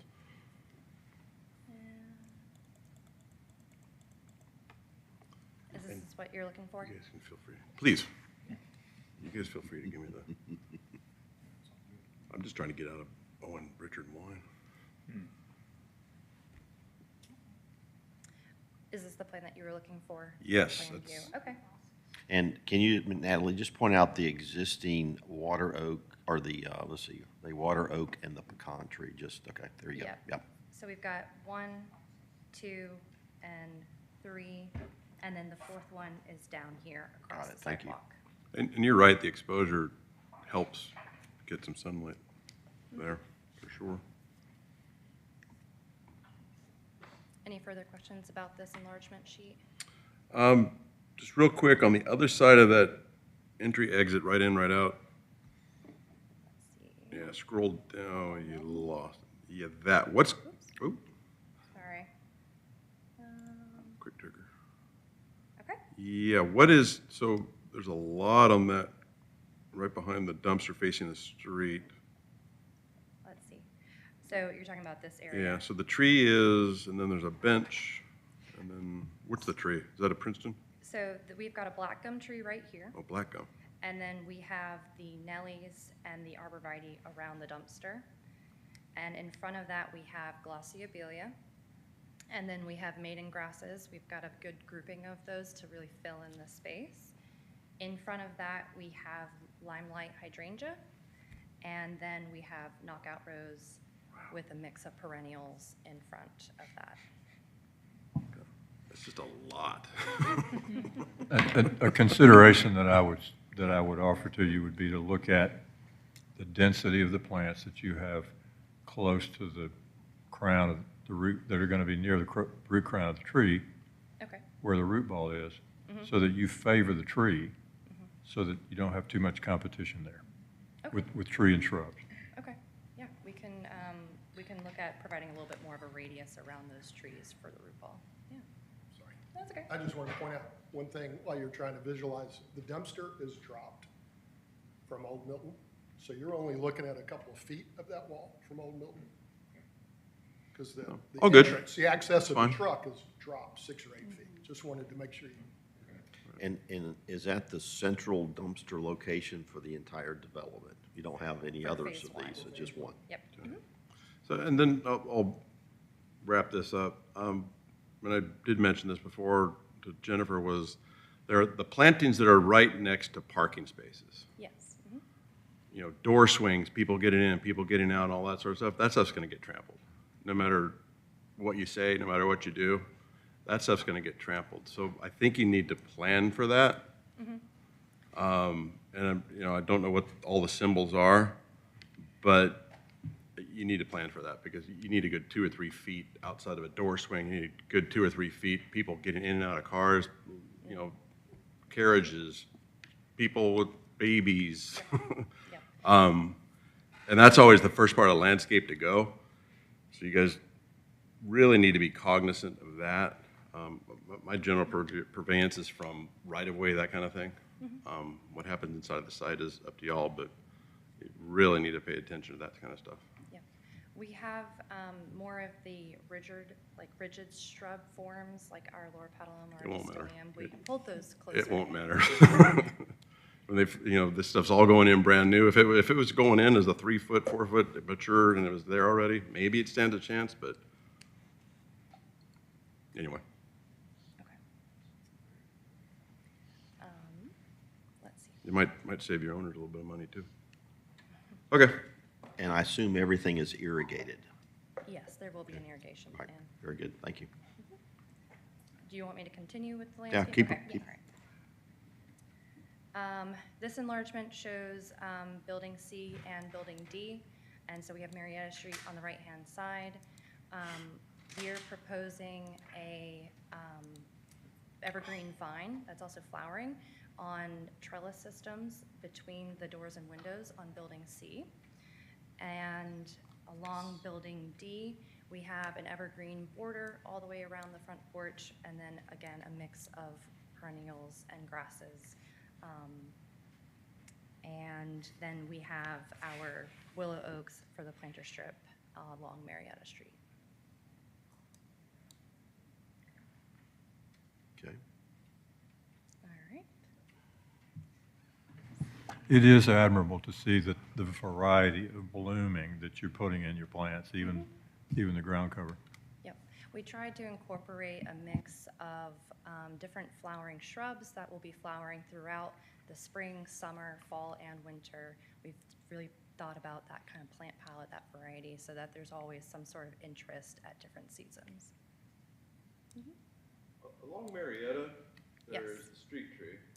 I think they're oaks is what you said earlier. Yes. We got 2 willow oaks. What else is happening out there? I see, it looks like there might be, are those like cutouts? There's like a little square around the symbol. Those are, that's just showing the sod line in the planter strip, and so there would be probably a square of mulch or pine straw around those trees. They're not tree grades. Okay, so that's sod out there. Yes, in the planter strip, between But the on sidewalk and the back of curb. But on the other streetscape, you've gone into great detail, all sorts of plantings, but on the other side, just sod? This is the planter strip between the sidewalk and the back of curb. Sure. And so then we just have our ornamental plantings on the other side of the sidewalk. Sorry. Steve's gonna interject. Yeah, I am. And again, if you think about a car pulling out on Marietta Street, having heavy shrubs and grasses blocking the visual sight line in that area, so sod was the best bet. We are working with the city because they requested a 6-foot planter strip for trees, and then an 8-foot sidewalk, and then a 10-foot planter strip outside of that. Yeah. So we've given that. Yeah, I'd maybe consider something other than just sod, you know, ground cover, winter creeper, anything like that. It's kind of night and day between Marietta Street and Old Bilton as far as the plantings go. Yeah. No easement with that water line? Do we have an easement? I don't think Is so. that an existing water line? It's an existing, the utilities are a mess through here. It's just a random, we're gonna have to unwind a lot of those water lines are 2-inch and they're serving just the existing buildings that are there now. So they'll probably get abandoned. There is no water main along Marietta Street. Okay. Everything comes from Roswell Street, which is a 6-inch, which is also substandard. The only standard water lines we have are on the other side of Old Milton and on Highway 9. So if you plant over the top of there's no main, you said, so. There's no main, so I mean, I honestly think when we remove those buildings and do the streetscape improvements, those water lines will be removed. Gotcha. From that view, I think you need a little more than turf, especially when the oaks start getting big and the turf dies out.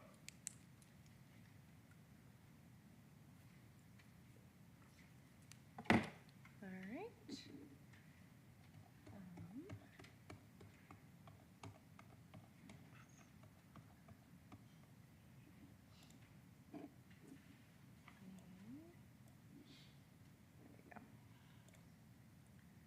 All right, and wrapping up landscaping, we're showing the plant palette. So these are the trees that we are proposing. The elm and the willow oak will give a nice yellow fall color, and then the black gum kind of a red orange, and then the maple bright red. I've never heard of Princeton Century Ginkgo. How long's that been around?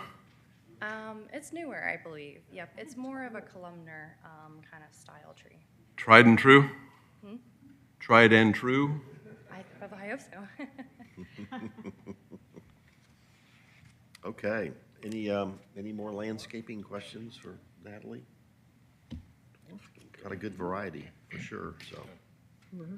Okay, all right, you want to talk about maybe hardscape, or what's next on the agenda? Yeah, I Thank can you. run through hardscape. Okay, all right. All right.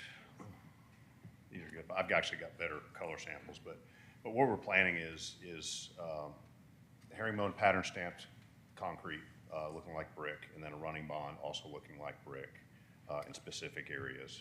Where are those at, Steve? Yeah, I'm gonna try and get to it. There we go. Let me see if I can escape out. I'm not going to hide my prejudice about stamped concrete crosswalks. So this is our frontage along Roswell Street. So at the Paseo, what we've got is we've got the ashlar slate with a logo embedded in it, our Alpharetta District Places logo, which you saw. Real stone, though, right? Or No, is that's going to be stamped concrete. Okay. The stamped concrete for that will be this. Just throw it. Tracy. So it'll be a charcoal color? It's a charcoal color, and what we're going to do is a black, like, release color for that, so that it'll give it a mottled look. Is that a Schofield color, or is that a? It's similar. I think Schofield got eaten up by a bigger company. That's true. They there. did. So, So, okay. It'll be the lithocrete, I'm Yeah. assuming? Yeah. And then in these other inset beds, that's the running bond brick, which would be the burnt red color with also that charcoal release color to give it that mottled aged look. And it's going to work well with the buildings as we laid that up against those. So why aren't you using just natural pavers or concrete pavers or natural stone? The owners have had better luck with longevity of this material, of not having to be replaced and not having breaks and cracks, so that we were asked to use the stamped concrete. The color, the red color, the red always fades. I don't know if you're trying to imitate a brick, and you always see the colored concrete that's I know what supposed to you're imitate thinking about, brick. but this is going to be the through and through color, not the applique color. it's I not, get it. It's integral. I get it. I don't know. at least if it chips or cracks, you still get the same kind of color than you do, Right. rather than the shake material that gets spread. No, on. it's Yeah. the matter of it fading and doesn't look like brick. It looks like faded concrete. So, okay, Okay.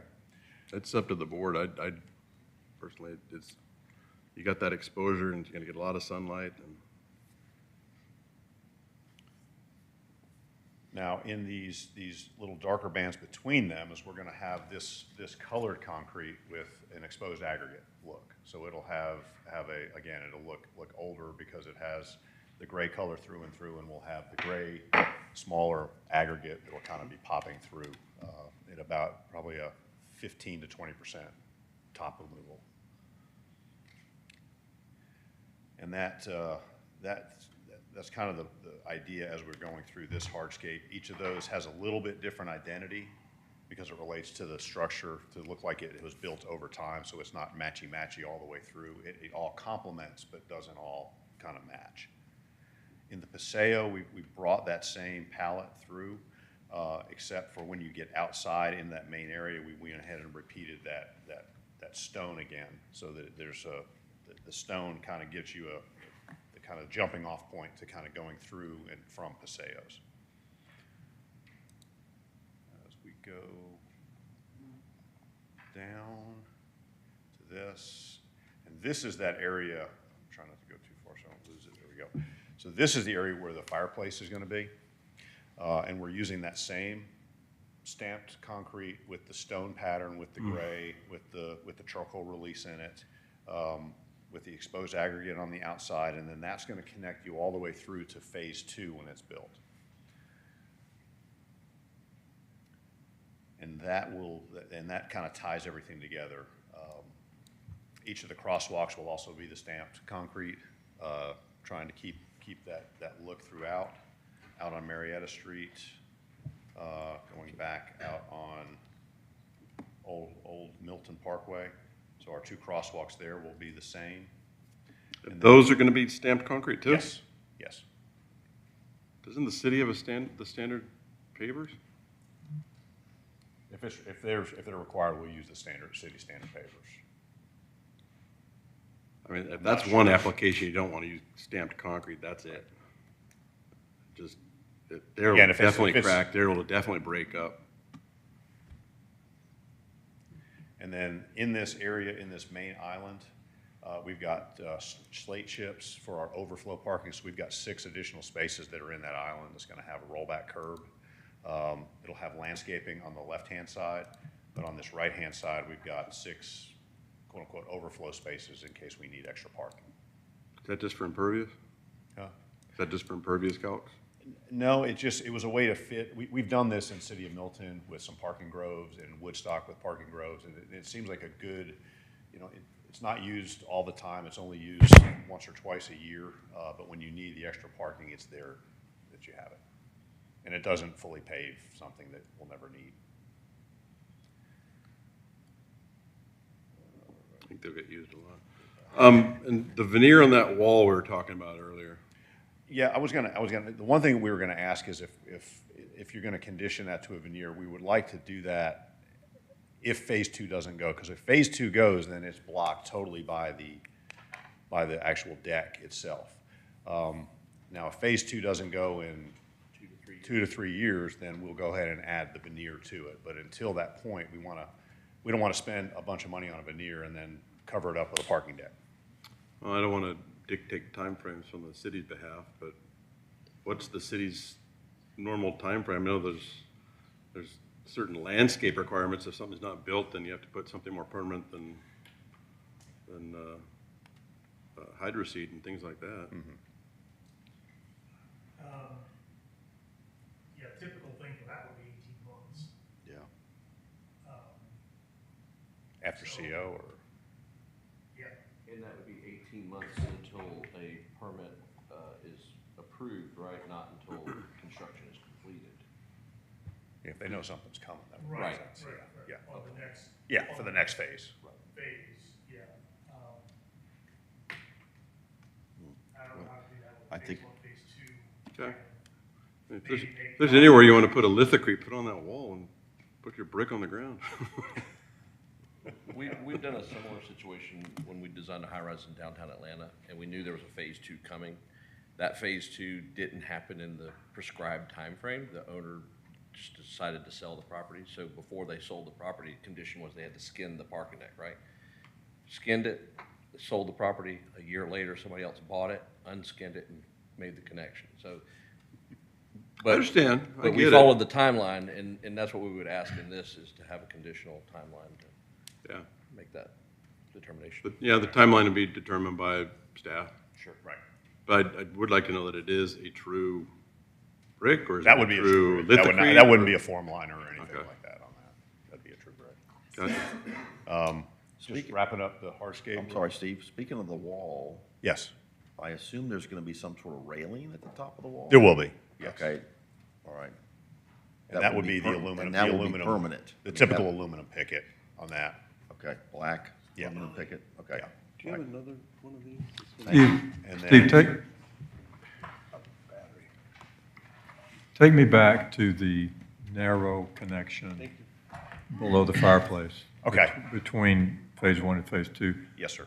At the narrowest point, when you intersect that lower property line, what will be the projected elevation difference, grade difference at that narrow point?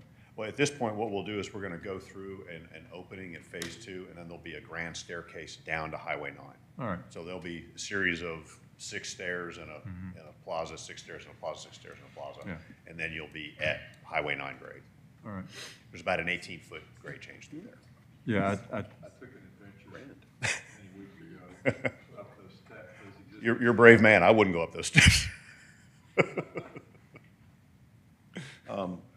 I'm going to go back to phase one and phase two and present a scenario to you. So obviously, you're in front of us for phase one. It's ready to go. It's ready for Yes. construction. You've got to go before city council for approval of phase two. Correct. So if city council gives you approval of phase two, when will phase two start versus when phase one starts? I think phase one will have to be, I won't say substantially complete, but we'll have to have enough in the ground before we start phase two. Our anticipation is the 18-month to 2-year would be adequate. Okay. We So want to this- get some, we want to get some synergy because there's some tenants in the existing structure that are going to want to move to phase one and not just have to close the doors and figure out how to, they're I'm going to just stay in thinking if you business for get, 2 years. you get the approval for two, you do everything at once while you mobilize once and all that, but you're still going to phase. We're still going to have to phase the construction, yes. Right, thank you. Yeah, I was just thinking regarding that retaining wall, and again, to the timing of this, right? Logistically, could we approve this with a brick veneer today? When they come back in for phase two, assuming that goes forward, they could ask for a change to that condition at that point. And if it never comes back, then it has to be veneered. Yes. You know what I'm saying? Yes, or they design it for brick, don't put it on That's, until if phase two Doesn't go, happen. then go ahead and put the brick on it at the end of the project, say if the project. Yeah. They'll know well before that if phase two is gonna go forward, so then because we really need to treat it as two completely separate. right, that's why I'm thinking if, And we wouldn't have a flat concrete out there right. for anybody else. That's why I think normally we would condition this assuming nothing else happens, Yes. right? But phase two will come, it sounds like if phase two goes forward, it will be back in here before they would have to brick veneer that wall. And at that point, when they come back for phase two, they could go, hey, and we'd like a change not to veneer that wall because let me show you why, right? Yes. Yeah, I agree. That would be the way to do it. That makes sense. If it's okay, I'd like to add one thing. My name is Eric Rowan. I live at 265 Anglin Walk, represent Alpharetta District Places. The timing from what you guys are explaining right now might not work out perfectly. We may not be submitting for permit until after construction is complete on phase one. Just because, like Mr. Rowe said, regarding the timing and tenants moving. So we would request that if the timing to install the brick is, the duration of that deferral of installing the brick is controlled by staff. So they'll be in tune with our progress with permit drawings and things like that. But it would be, especially with the lack of visibility of this wall from Main Street or Marietta Street or Old Milton Parkway, the deepest part is 100% hidden by the existing structure. I think it would be detrimental to the project to install, that entire length of face brick for something that's not visible and that is going to be eventually covered up. I think we would agree. However, if phase two doesn't move forward for you, then we wouldn't want to leave someone else a blank wall sitting there that now to make their project look better, they would have to work with someone, so it'd be your project's responsibility to make the backside of that wall for anybody. Sure, Look, sure. look great. If it's gonna be yours, then yeah, we'll work on it. But, Okay, but if you would move forward to sell, the property sell to somebody else, then Understood. they've got that. That's quite the timeline in between, for sure. Yeah. And that scenario would I be think the it's worst case for sure. understood. Okay. It's just that if it's somebody else, we don't wanna leave that for them. that's fine. I Could we- appreciate that. Could we, I mean, could we include a condition in the, a condition that would say that we want it brick veneered, right? But we would delegate to staff the timing of that and the option to remove that condition.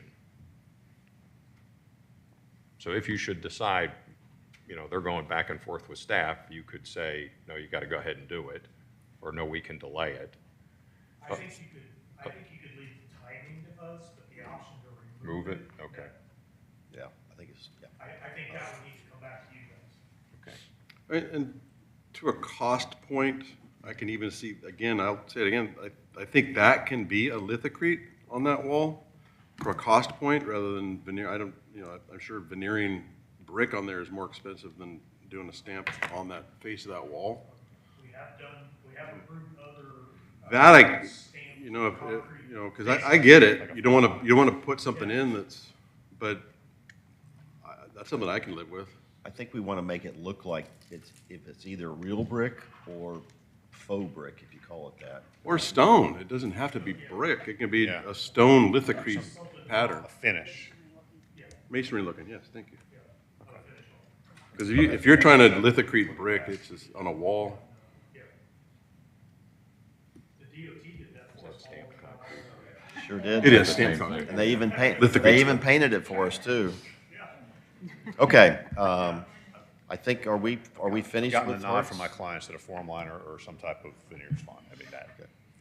All right, are we done with hardscape? Is that? The only thing I was gonna, I mean, if we're matching the city benches and we're matching the city trash cans and all of those other type of items. So, I mean, we want to All get right. into that, we can. I think you're gonna spend the most of your time on the architecture, so. Okay, very good. Give it back to Andrew, unless you've got questions. All right, any hardscape questions for Steve this morning? All right, let's jump to the architecture, please.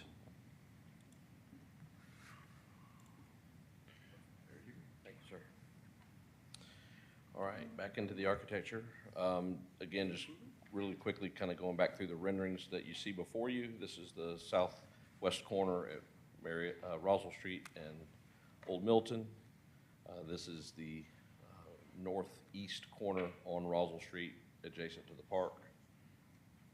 And then kind of looking to the north, to the east, seeing Building D in the background, the fireplace in the background. And then this is just a view through the park. Not knowing what's going to be built here eventually, we just left it as pretty natural and with the existing trees and grasses that may be there. Okay. With the understory cleaned out. And again, this is the view that you previously saw coming in through the video.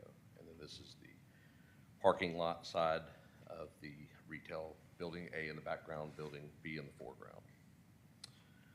The material boards here, and this is also the material boards that you see down at the base of the desk in front of you.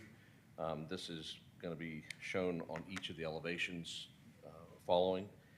There's two different boards, 6 different colors of brick being proposed, with various paint colors for the main body of the face of the siding and the accent trim and the windows and doors, etc.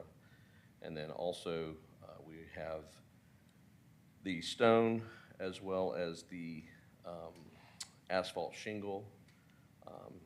And I don't have an image of it in the slide, but we have a physical sample of it. We have 2 samples of the metal roof panel, which we can share with you and show as it goes around the buildings. Again, this is Building A, which you've seen on the site plan and has been walked through on the hardscape. 2 end caps, 2-story restaurants, inline spaces.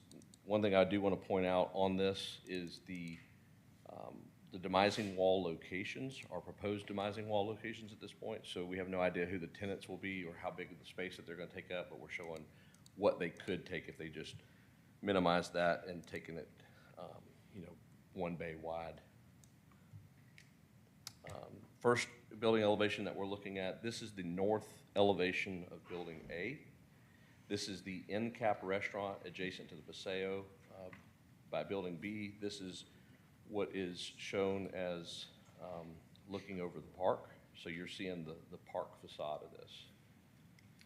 Andrew, I'm going to ask a suggestion while we walk through these elevations. Yes, You sir. can have somebody else hold up the materials that, like the brick and the paint and all that, while you're walking us through that, so that we can kind of hear and see and absolutely touch everything at the same time.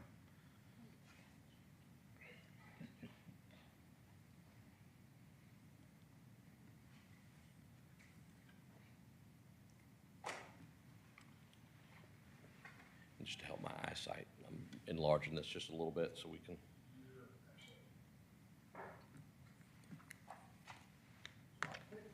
All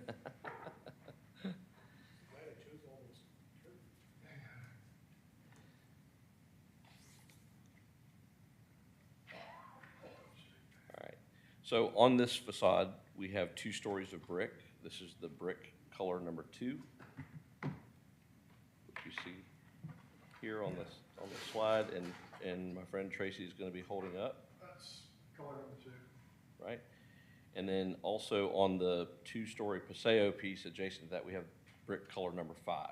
What are the colors samples back there, Tracy? What are those for? We picked some paint colors that. You need to speak into the microphone somewhere. Sorry. Sorry.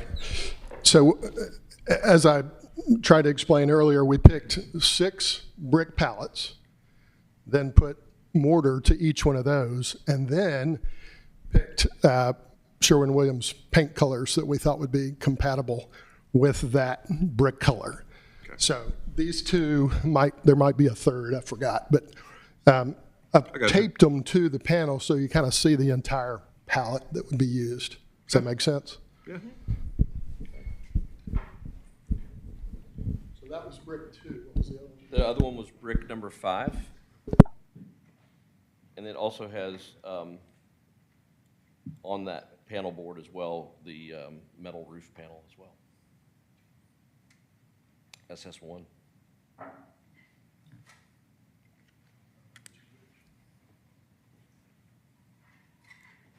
Is the Sherwin-Williams, is that like the downtown color palette? Or is there such a thing anymore? It used to be. Used to be? Yeah, not anymore. Okay. Doesn't matter to me. These are proven, at least in my practice, over 30 years, sort of historically based. Okay. Rich, dark colors. And those are the metals. Right. You want to see in person. They're not overpowering and basic. Yeah, on that brick 5, that's the General Shell Scarlet Oak color.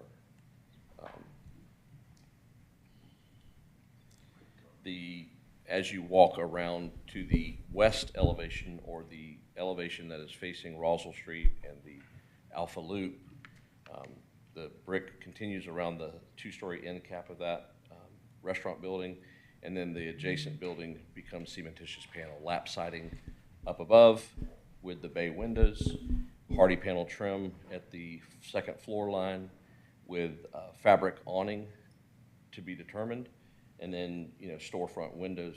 And when I say storefront windows, this is not aluminum storefront windows. This is retail storefront, but it's traditional retail storefront. So I want to make clear that. Colors, the CP5 and where are those colors for the units? You're talking through. Yeah. Do we have samples? That's what I'm asking. Yes. We don't have an actual physical sample of the cement panel, I don't believe, but we've got the paint colors. Yeah. Panel's a panel. Which paint color? That is CP5, which I believe is the Sherwin-Williams Shadow Blue, or sorry, Wondrous Blue, 6807. quite a collection. It's not simple. This was definitely not one building elevation. I wonder who has the job to name all these colors. wanna be- Did they just go to the thesaurus and go brown? And he Very gets much sort of a Krypton sky brown. blue. It's very pale. It's hard to see it with these lights. You have to take it outside. Yeah, right?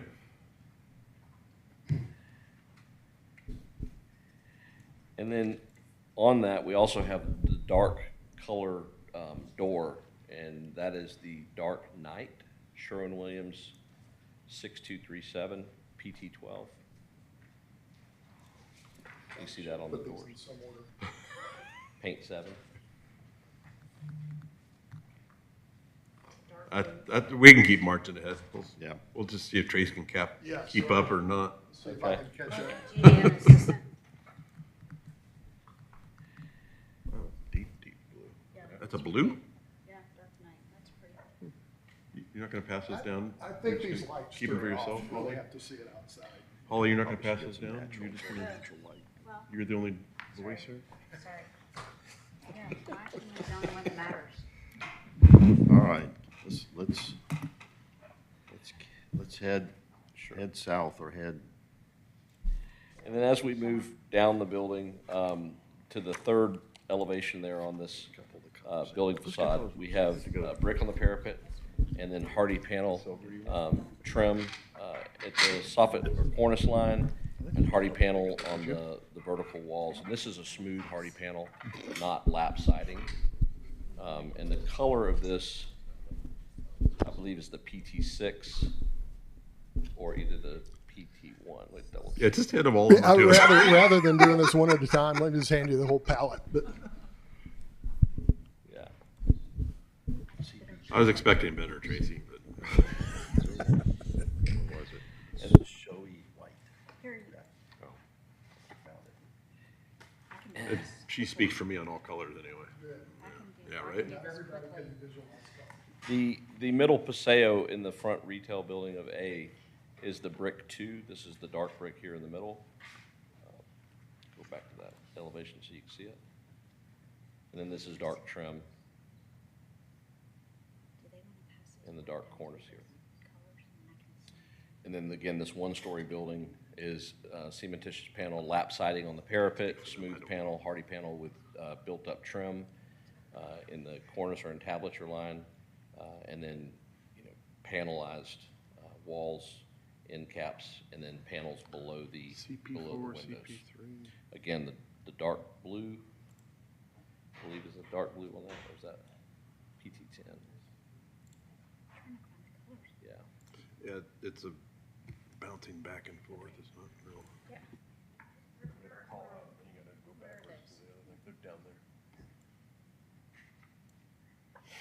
So here you can just kind of see the whole composition together. Back that up. And now what you're looking at is you're looking at the east elevation or the parking lot side of the same building.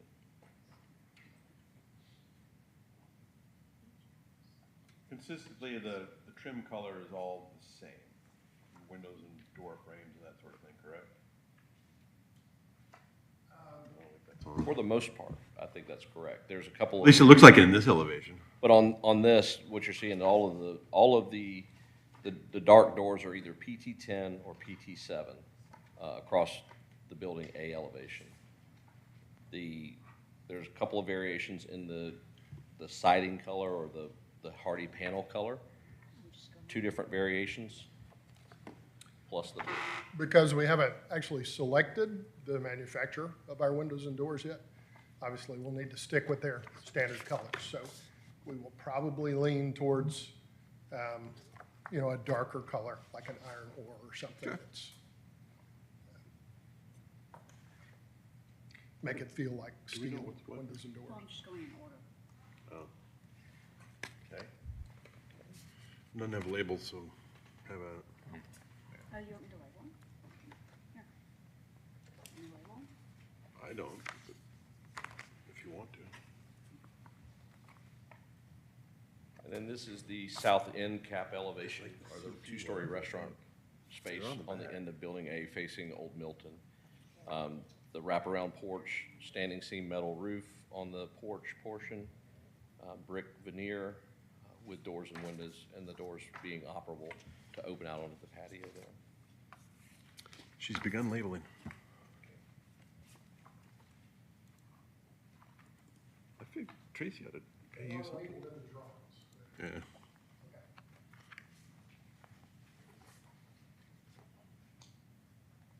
Okay, moving on to Building B. So Building B is, again, this is the one that is kind of running north and south actually on the site, or almost southeast of the way the site is oriented. You can see the orientation down here. On this building, there's going to be two colors of brick. One brick on the south-facing facade and another brick on the east and west facades. Which one? That sort of end cap, that is this darker brick with a dark gray border. But then behind that. Oh, it is dark, isn't it? Can I see that, Tracy? The brick sample? Yeah. Thank you. We wanted some pop and punch on that end cap of that. When did the landscaping guys get so interested in brick colors and mortar colors? I'm gonna have him put this on that wall. Just kidding. You don't want it? Anybody else want this? Just hold, wait, we can see it from there, so you're. Okay. And then this is the side elevation of that building, and you can see, sorry, this is 4. brick 4. No, that's the dark end cap. Sorry. brick 2. The next one's brick 2. We've already seen 2, right? And- Yep. And Right. ST1. SS1 is, No, that's the standing seam metal roof. No, ST1. Oh, that's a stone. Synthetic, where's that at? synthetic stone. We couldn't get a sample in time, but there's a photograph in the Yeah, package. Okay. this is what it looks like. I used it on several projects in town. And sort of built it up. Okay. 5, 6, 7. Where did my computer go? Right here in front of me. What do you know? Coronado Venetian Villa. So the idea is that that stone is a base on that building, you know, below the slab or from the slab down. Roswell Street has it as a base foundation. So it's more of a tan color than, it looked gray on It's this. more of a tan, Yeah. soil color. in this photograph. Okay, thank you. Right. And then this is the west side, or this is the 11, Paseo going between Building A and Building B. I'm gonna go with olive.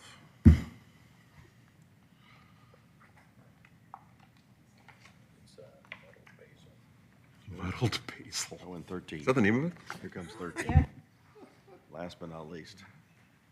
Oh, there's 16 colors though, sorry. All right. And then this is the park elevation side of Building B and the Paseo between Building A and B.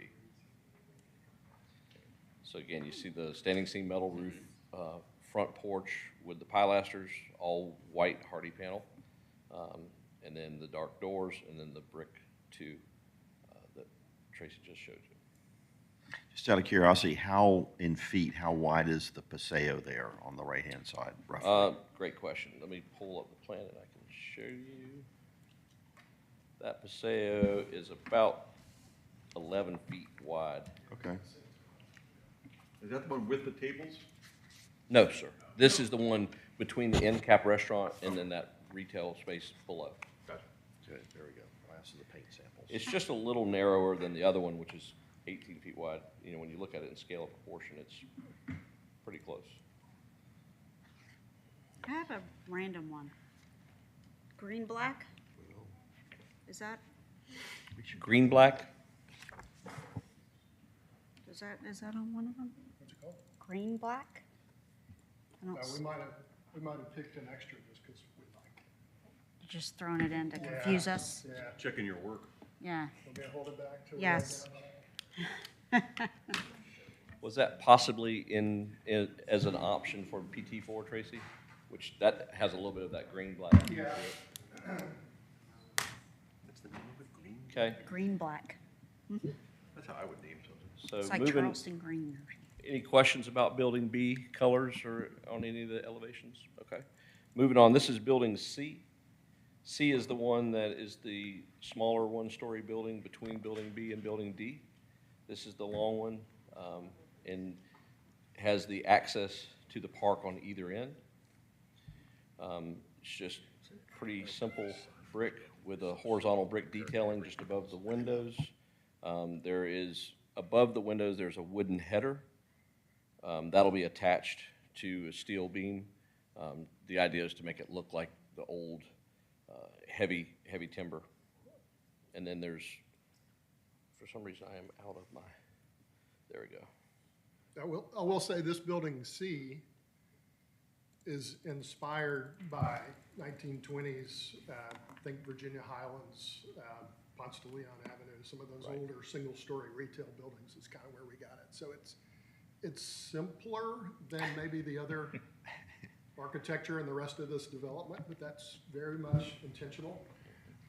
Because we think once the retailers are in there, once they get their signage and storefront windows lit up, and that's going to be the color and the draw. The building's sort of an elegant background to all that. So. You've done a wonderful job on all the other A, B, and D buildings, and I feel like C got a little bit, it drew the short straw on that. I think comparatively people react like that, but when you think about the brick color that we've chosen, it's got a little bit of a gold to it. It's going to be a flush cut mortar rather than maybe, the grapevine, more detailed mortar joint. So it's going to feel differently, and with the wood headers, I just think it's got that simple elegance that maybe the rest of it doesn't. And it's an in-between building meant to sort of stay in the background, let the retailers shine. You're not known for simple, though. He said simple elegance. Let me prove it to you. So EX31 has the plan view of it. Yes. It has the doors that are kind of inset at a 20 degree or whatever. Which side faces the park and which side? So the side facing the park is the one with the doors that are on the flat surface. Okay, gotcha. And that's the side with the simple elegance. Yes. Gotcha. There's a lot I'm more- going to hold you on that one, Tracy. There's a lot more shadow and interest Simple to elegance. it than these elevations Where's Lou all over? can show. We need to pull the video back up. Yeah. Maybe put a video on that. All right, so, and then on this, each of these punched openings, as you mentioned, is at an angle on the east elevation. Maybe it's 20 degree, 30 degree, but the idea is it's inset where the door is. More coverage above the door there. And then moving on. Interesting. Sorry, the end caps of building C is where we'll have the meters and such for the gas and electric, so it won't be on any of the faces there. And then moving on to building D, this is the mayor's mansion, as I think I heard somebody mention it earlier. But we're going to move them out and put the restaurant in, hopefully. And this will be a two-story Election's restaurant. coming. What's that? The election's coming. You're out. Two-story restaurant with three sides of porches for outdoor dining, and then this porch, I think, as I heard someone say affectionately this morning, will be the spot, especially outside of that fireplace in that plaza, and will be an awesome place to experience an evening sunset with a glass of wine. This is what the Marietta Street looks like, the front entry.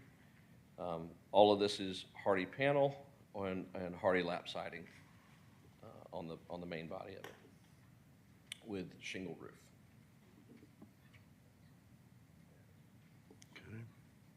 There's no corner boards on this building, if you caught that. That's intentional. Again, it's just subtle details that we're paying attention to give it a little bit of individuality and uniqueness. We want this place to be a true place, recognizable only in this location. So And also, like on Building B, this one has a stone base as well. the same material, that same stuff. And this is the building that has the well up on the roof with all the Yes, sir, that's condensing correct. units and. So the way the roof is going to drain, and I can show you the roof plan, I think is in here. Maybe it's not. Did I see it earlier? Maybe that's the one we didn't have in there. There's asphalt shingle, so it's a pitched roof, steep slope roof, about a 7 and 12 on this. This does have gutters and downspouts. The downspouts are on the outside corners, but all of the downspouts will tie into the underground storm. So no splash block, no surface drainage. And then there is an internal roof drain in the mechanical well that also will be tied in as well. So nothing's going to be coming out. Where's the shingle color? Is that the timber line right there? Yeah. It's kind of a gray. Okay, It's so up it's on- architectural shingle. Okay. Mhm. Might fall apart. Yes, it's an architectural. Does Building D have an elevator? It will. Okay. So any kind of override for the elevator, or is it just a? For the second floor accessibility, you'll need a lift. Okay. You have to be beside it, yes. That's a cost thing. And the upper level may become more of a mezzanine. So you get sort of a more interesting, taller space. So it depends on who that retailer ends up being. Okay. And then on this, we also, what you didn't have in your previous package, showing the fireplace, which is here between building C and D. This is in the outside plaza and was shown earlier on the landscape hardscape drawings. And what's that built of, or what's the material? That's going to be brick veneer on, or load-bearing brick on typical fireplace. Is that a gas And the- fireplace? Yes, ma'am. It's gas? No, ma'am. This is proposed to be a wood-burning fireplace. So who's in charge of that? Of like? Property doing- management. So when that's designed, Yes. outside flues that long, like to push air down because it's cold. Potentially smoke, yeah. So. You got to have a good fire You starter. have that designed very well. Yes. To be able to draw the air up because cold air pushes hot air back down again. Agreed. And you're just gonna have this massive. Smoke everybody out. We haven't detailed it yet, construction detail, but the idea is to Word to get wise. it's a visual link between the two phases. And I wish I could show you, the renderings of phase two so you could really see. Well, hopefully y'all have planned enough room around it for gathering and people going through and all that stuff because. Well, the opening's only on two sides, so the other sides, at least you're not walking past it, getting embers on You your can have shirt. kids with marshmallows on Yeah. sticks.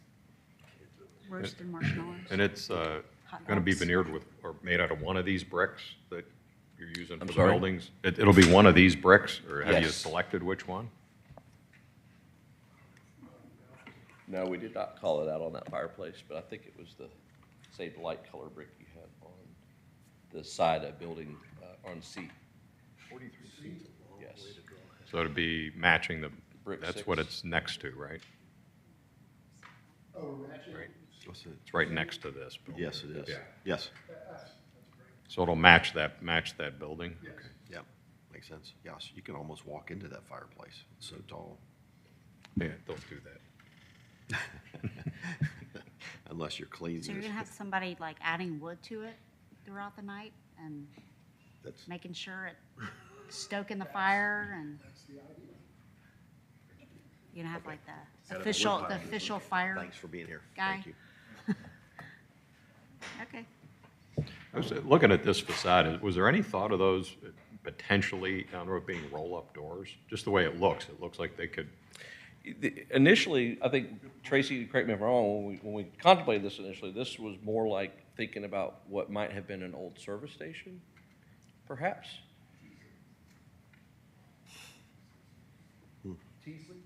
Teasley is what, yeah. I was just thinking if somebody went in there in the future and, it was something that made sense to connect, because the park is right there, right? For connection. Open that up, indoor, outdoor kind of. Yeah. That is possible. Part of the problem, especially with C, fronting, not just fronting, but right on top of the park. We don't know what the park's gonna be. So we Right, can't right, react yeah. yet. But you could do that in the future, and it We would be the could. same, it'd be the same Yes. look. It would look the same, right? Yeah, It just, no, that would add to the activity and, to the connection, yeah. yeah, and I just figured out why the fireplace is there. Take care of the bamboo that they're trying to get. Ah, how does bamboo burn? Does it make burn? a few fishing poles fast.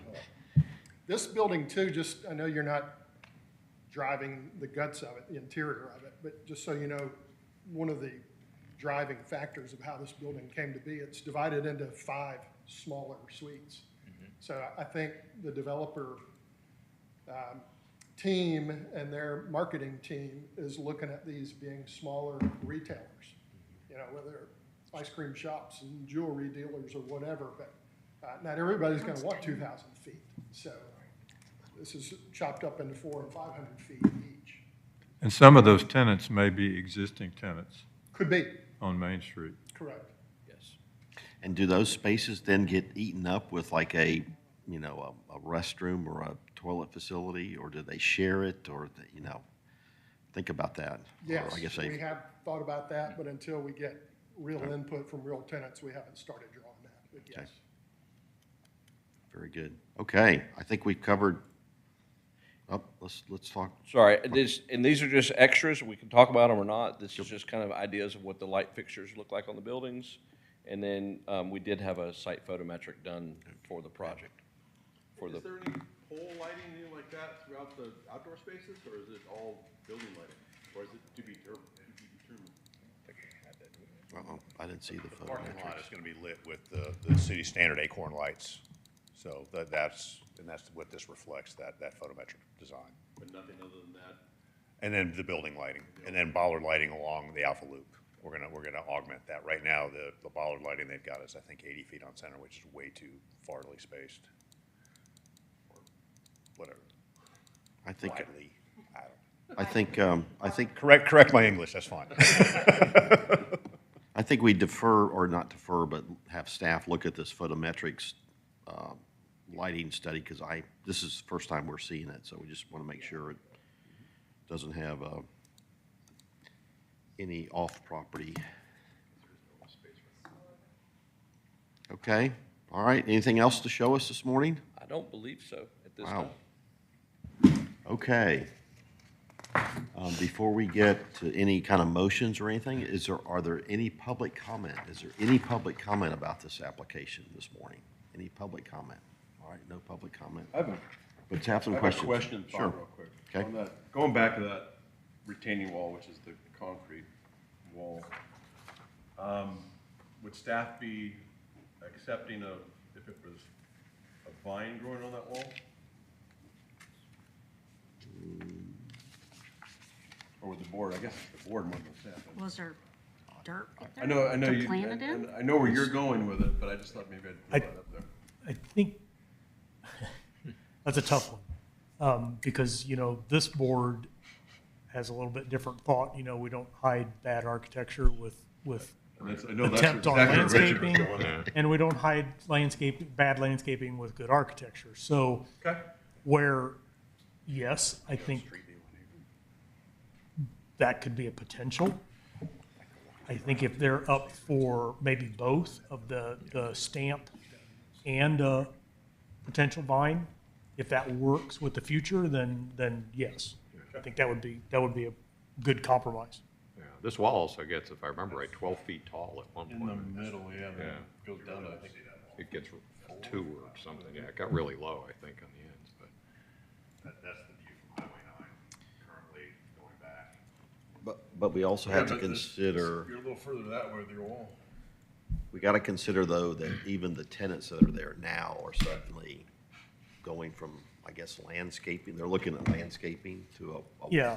So, It's the potential that somebody else, again, gets phase 2. Yes. And we don't want to leave them with what was going to be potential and fell through. So we don't want a Prospect parking deck have to get reused. And my nail lady, Da Vinci. Okay. She done that. Pat, did that answer your question, or did you have a question? Or was that more of a, It was a question, I got it. all right. All right, any Oh, other? you can kind of any see other- it there. Okay, so we've got There's the back site of it. plan, we've got landscaping, the landscape plan, we've got hardscape, and then we got exterior elevations and materials. So we got 4 parts or And the pieces to, Photometrics we could put in with site plan. yeah, or something. something. Yep, okay. Photometric for staff. Well, we can, Well, it was we can presented, defer, so. let staff, yes. All right, who wants to, All right, let's start with site plan. all right. Mr. Chairman, regarding DRB 250032, Alpharetta District Places, motion to approve the site plan as presented with final approval of photometrics by staff. The motion. Okay, we have a motion by Mr. Swing, a second by Mr. Corkle. Any comments or questions about the motion on the floor? There being none, I'll call for a vote. All in favor of the motion, please raise your hand. 1, 2, 3, 4, 5, 6. All opposed? No opposition. Motion passes 6-0. Let it be known that Mr. LeCain had to leave at about 11:30, so he participated but had to leave before we got to the vote. Okay, site plan is done. Next up. So on a question, on elevation materials, I think everything was covered pretty well. The only thing I heard that hasn't been decided on yet is awnings. So we can leave awnings to staff for final approval, because I think everything, it sounds like everything else has been selected. Except what if the, did we say what the fireplace brick was? They did. Yes, it was 2. Or Same no, as- same as the building next Oh, door. okay. Building C. Oh, that's right, that's right. Okay. Yeah. And what about the wall? Is that part of landscaping? The- Yeah, it's you hardscape can- you're gonna do landscape. Yeah, I was landscape. going to Okay. leave that for Yeah, okay. hardscape landscape. All right, Mr. Chairman, motion regarding same applicant, elevation to approve elevation of materials as presented with final selection of awnings to be approved by staff. And the motion? Second. Okay, motion by Mr. Swing, a second by Ms. Palmer. All right, any questions about the motion? There being none, I'll call for a vote. All in favor of the motion, please raise your hand. 1, 2, 3, 4, 5, 6. All opposed? No opposition. Motion passes 6-0. All right, 2 down and 2 to go.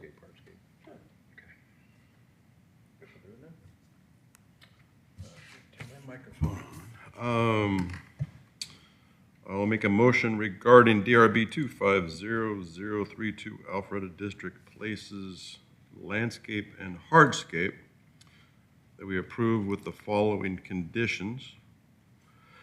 That the landscaping around the parking spaces be considered for clearance of door swings, pedestrian clearance to get in and out of cars.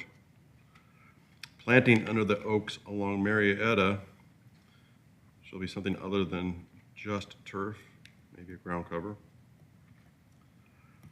The stamped concrete as presented that is facing or leading to or from the right-of-way sidewalks shall be pavers or natural stone. The crosswalks shall be city standard pavers. The eastern wall between phases, am I good? You're too fast for me. Okay, I'm sorry. I just thought of it. If you have it written down, I'll be able to. Okay. I'll translate it because it's in some scratch here.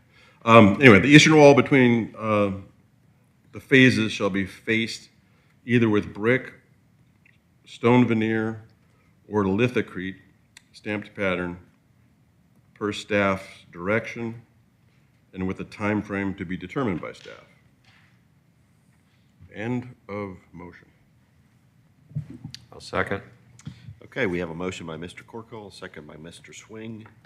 Any questions or comments about the motion?